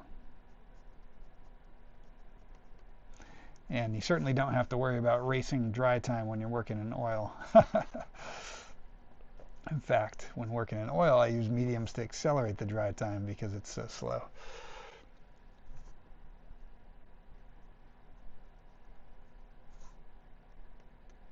But do you work in gouache? If so, tell us all about it. Tell us why you like gouache. What are the chief virtues? Sell me on gouache.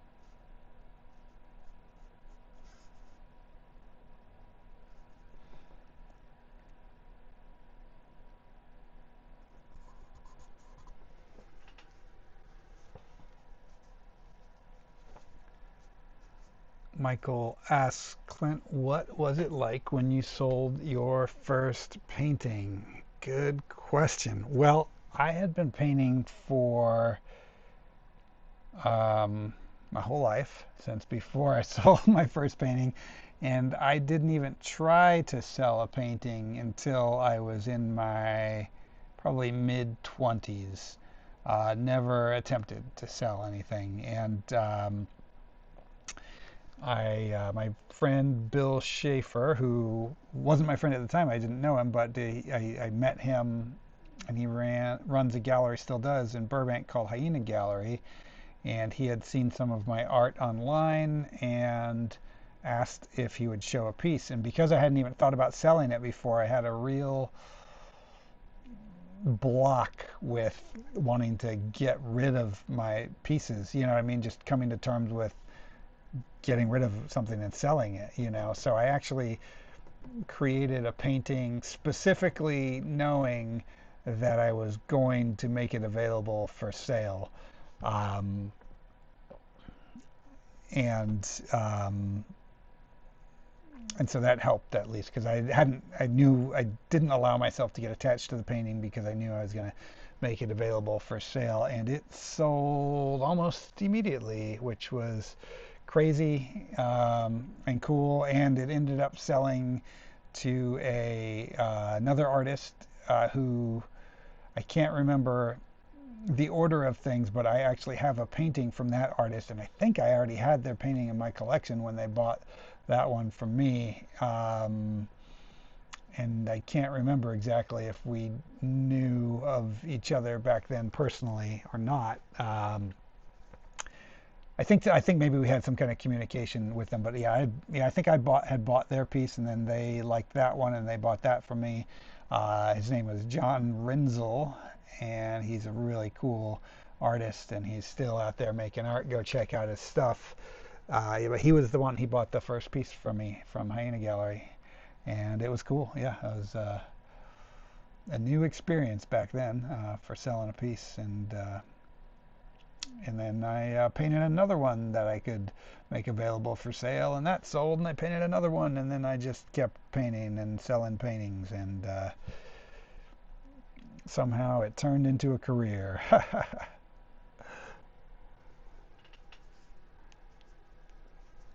Good question. Let's see. I do work in gouache. I like opaque watercolor, and I feel like you can layer thicker. It feels like the in-between of watercolor and acrylic. Oh, interesting. Nice. I'll have to give it a shot sometime. I just recently sold my first piece, and it feels like selling off a part of yourself in a way. Yeah, yeah. So you can understand what I mean about wanting to create a piece specifically to sell. um, because yeah, you can get really attached to a piece if you're, especially if you're not in the sell mode. You know, it's real easy to get attached to your pieces and not want to sell them. But I got over that because now, yeah, now I mean I rely on art sales for part of my income, and art and all types of art in general for all of my income. But yeah, selling art is certainly a good portion of it. So um, if you want to make a living doing art, eventually you gotta come to terms with selling it. Although you know, you can also just sell prints too, I guess, if you don't want to get rid of an original.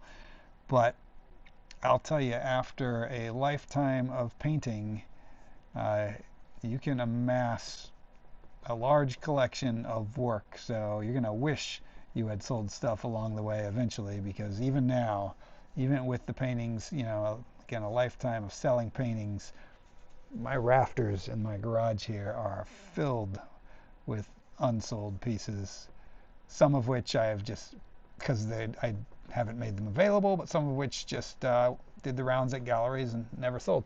So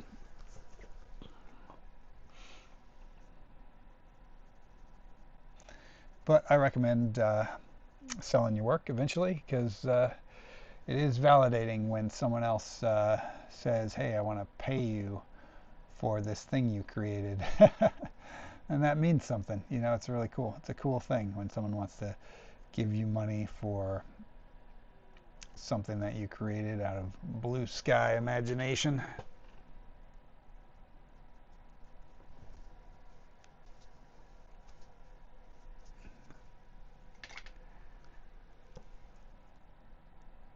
Oh,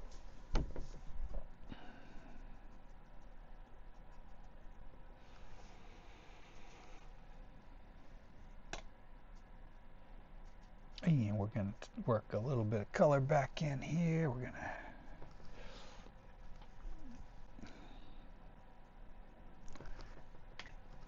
get some more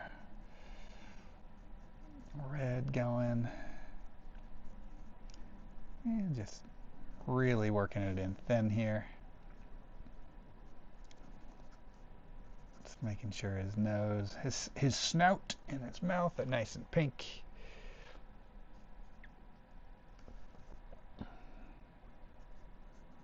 Oh, that's the skin around his eyes here. And obviously we're going to go back in and give some love to all of his eyeballs. I got away from myself and didn't even finish the rest of the highlights. You can see I'm all over the place when I paint.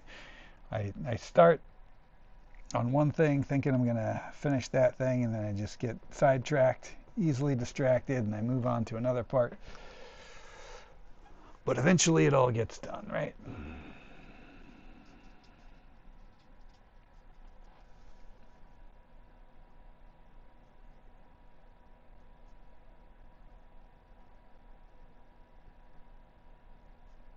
And by the way, to that end, along the discussion of art sales, everything I paint here on Art Autopsy is for sale. It does become available. So if there's ever anything I'm painting and it's something you want in your collection, just hit me up about it. I do give patrons on Patreon first crack at buying anything, and aside from getting first pick, they also get a substantial discount on the art, which does add up because you know, my art isn't cheap. So the Patreon discount does add up. So just throwing that out there. If you see something and you want it for your collection, it does not hurt to ask. I'll gladly tell you how much it costs and stuff.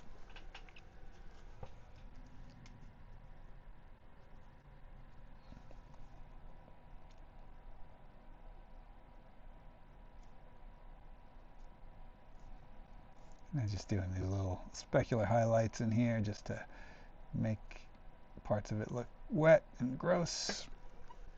Because again, we're going for a nice combo of cute and gross with this guy. Did you go to art school? No, I did not. Um, I took an art class in high school, and loved the teacher. She was very nice, but first week of class, she told me that I could do whatever I wanted because I was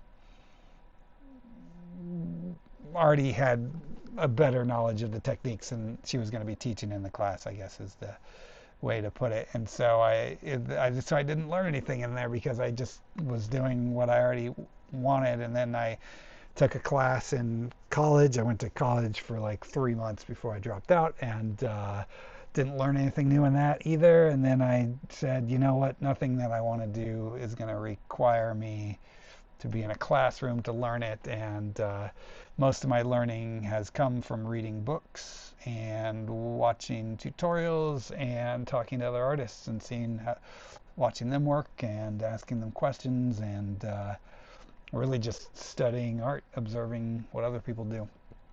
That's just kind of tends to be how I learn better that way anyway. So, and I'm not ragging on art school. That's just, for me, that wasn't going to be the path, but a lot of people get value out of that. It's just I've never been a learn in a classroom kind of guy. I mean, I can do it, but I prefer to study on my own at my own pace rather than to be working at the pace of the slowest person in the room.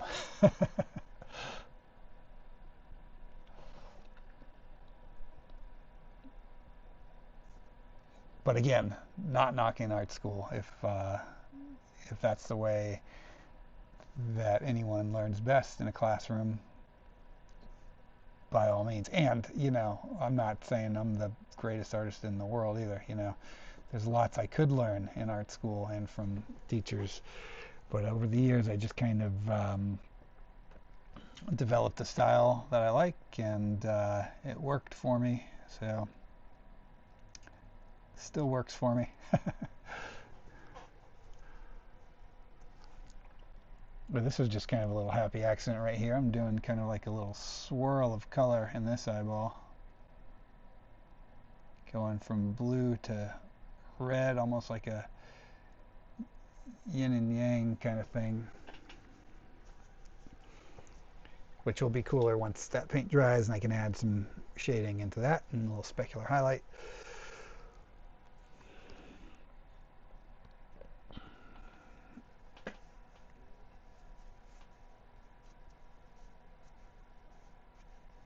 Michael says, I hope someday he can sell his masks. I think he can, man. Certainly. There's a market for them. I collect masks, and a lot of, I mean, every mask I've ever bought was made by someone who at one point in time just started making masks, and then you keep doing it, you get better, and then eventually you can take a mask to market. And the cool thing about masks, I mean, it's just like an art print, right? If you get a good one and you got a good enough mold, you can stamp them out. You can make a bunch of them from one mold. And I'm fortunate enough to say I got a lot of friends that make masks, and it's really inspiring to see other people do it too.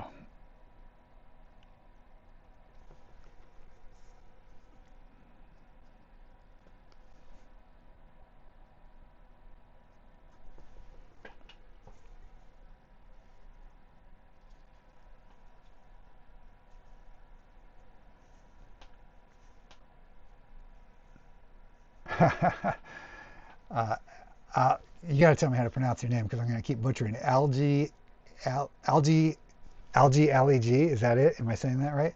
Had an art teacher in high school teach me art. Your art would never be in a gallery. I'm attempting to prove her wrong. Do it. Yes, prove them wrong. Bob Ross. Did I ever watch Bob Ross? Yeah, I love Bob Ross. His art is not the kind of art that I make, but I love his love of art, and I also love that he loves squirrels, and as do I, and yeah, and also is just very very relaxing to watch Bob Ross and listen to him talk about his art as he paints. Super cool. Definitely did a lot of Bob Ross watching growing up. He does a very specific technique, which I don't think I've ever attempted. I've done like backgrounds and paintings before, not using his technique, but kind of like as an homage to his work, just as like a little nod. I'm trying to think of an example of one of those. I don't know. I can never remember the names of my own paintings. But yeah, Bob Ross is awesome.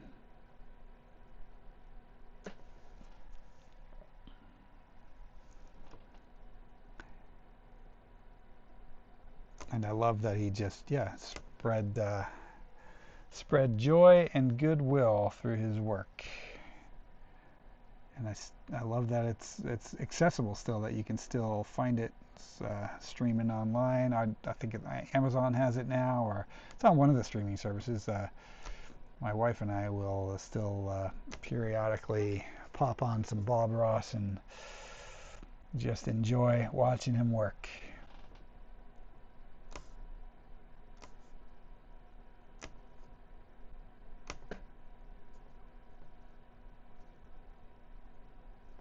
I don't know that he would approve of my art, but that's okay.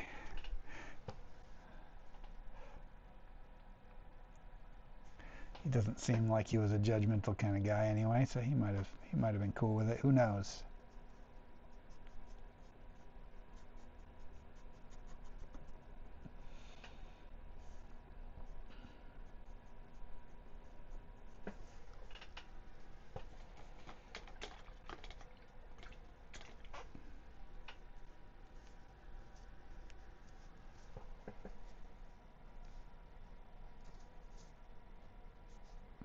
Charlie says, I saw the fattest squirrel sitting on a stoop last week. I wanted to take a pic, but I was just frozen in awe. Oh, that's awesome. I took some good squirrel pictures earlier today. We have a few different kinds of squirrel feeders outside in our yard, and then of course we got a couple squirrels that will just take peanuts directly from our hands, which is amazing. And yeah, got some good squirrel pictures today.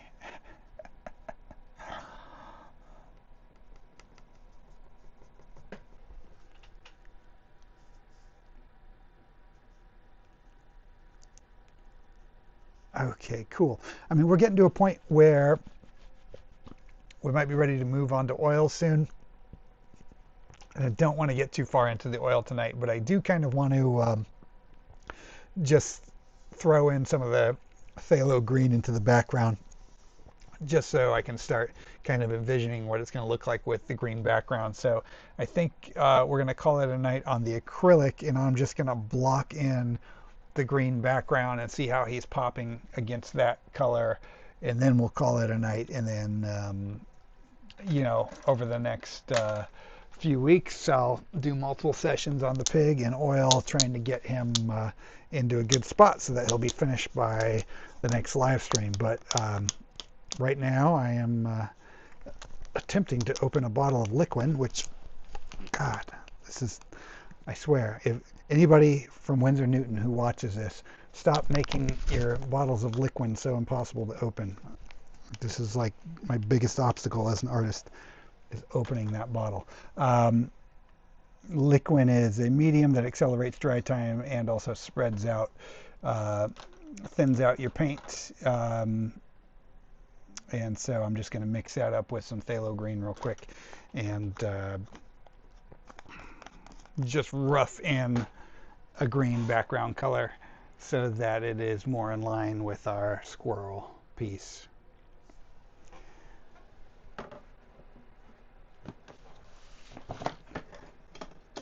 Liz says, looking good. I love the shading coloring. Thank you, Liz. And Liz finished her art. Awesome. I want to see it. Make sure to send me a picture and we'll feature it on the next live stream. Charlie says, damn, the damn liquid again. I know, right? The struggle is real, Charlie. The struggle is real.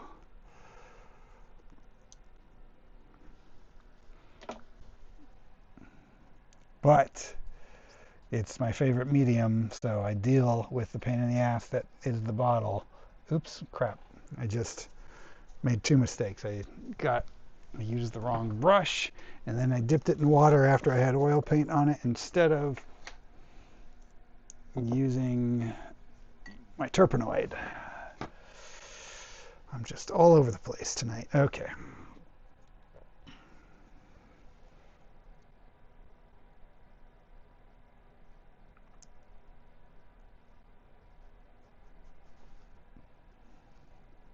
So, and again, this is going to,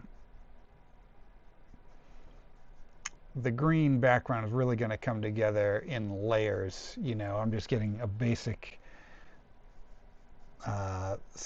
simple, thin layer on right now, and this is just so I can judge the colors better as I move into more stages of the painting later on in future sessions. See how it's the colors in the pig are going to play against the background.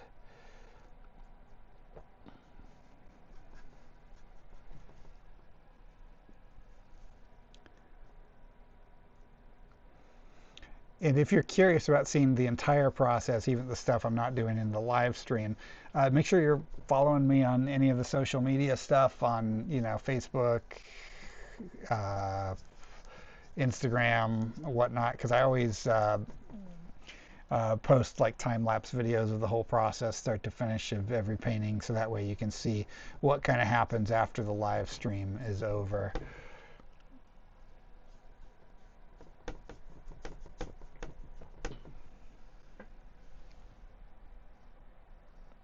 He's already popping out really nicely, because overall, you know, it's a pig, so it's pink, and therefore a you know, lighter version of red. The complement of red is green, and so just naturally the green color is going to make him pop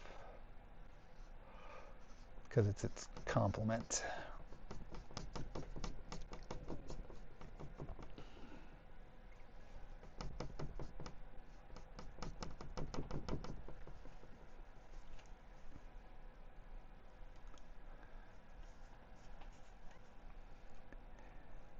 Yeah, I hear you, Michael. The thing with liquid is it's like a safety cap on a bottle of medicine, you know, where you have to push it in and squeeze the side at the same time, only it is not engineered as well as a bottle of medicine, because those you can eventually get open with minimal effort.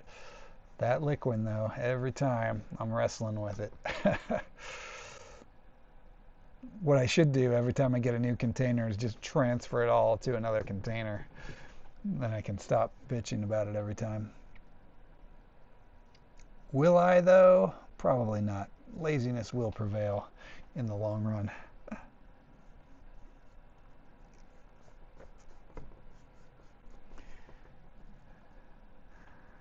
So yeah, when I return to it on the next session, I'm going to be all the acrylic work essentially is going to be covered by oil eventually, and you'll still see some of it shine through, but a lot of the future work, it's all going to happen in oil. I'll probably add the little spider to the foreground here, unless I change my mind and just paint over it. And yeah, probably 2 or 3 sessions left on this pig. It's a pretty simple subject matter, so I would say total 3 to 4 hours left on him, and he'll be done, spread out over a few sessions. Not bad. And then yeah, and then I'll have a series. I'll have the mutant human from the first session, and then the squirrel from the second one, and then the pig from him, and that's a nice series of 3 paintings that go together.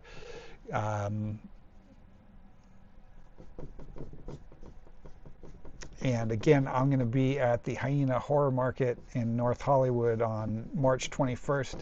So if these paintings don't sell before then, I'll bring them to the horror market if you want to stop by my table there and see them in person, and just come say hello and chat. Always like meeting folks, old and new. All right, hey, I think we're going to call it. What do you guys think so far? You digging it? Okay, there it is. Well, thank you guys for watching. I appreciate you. I'll see you in 2 weeks. And don't forget, check out my Patreon. We also have free tiers on there too if you just want to make sure you get notices of every time I do online events or live in-person events. I will see you guys in 2 weeks.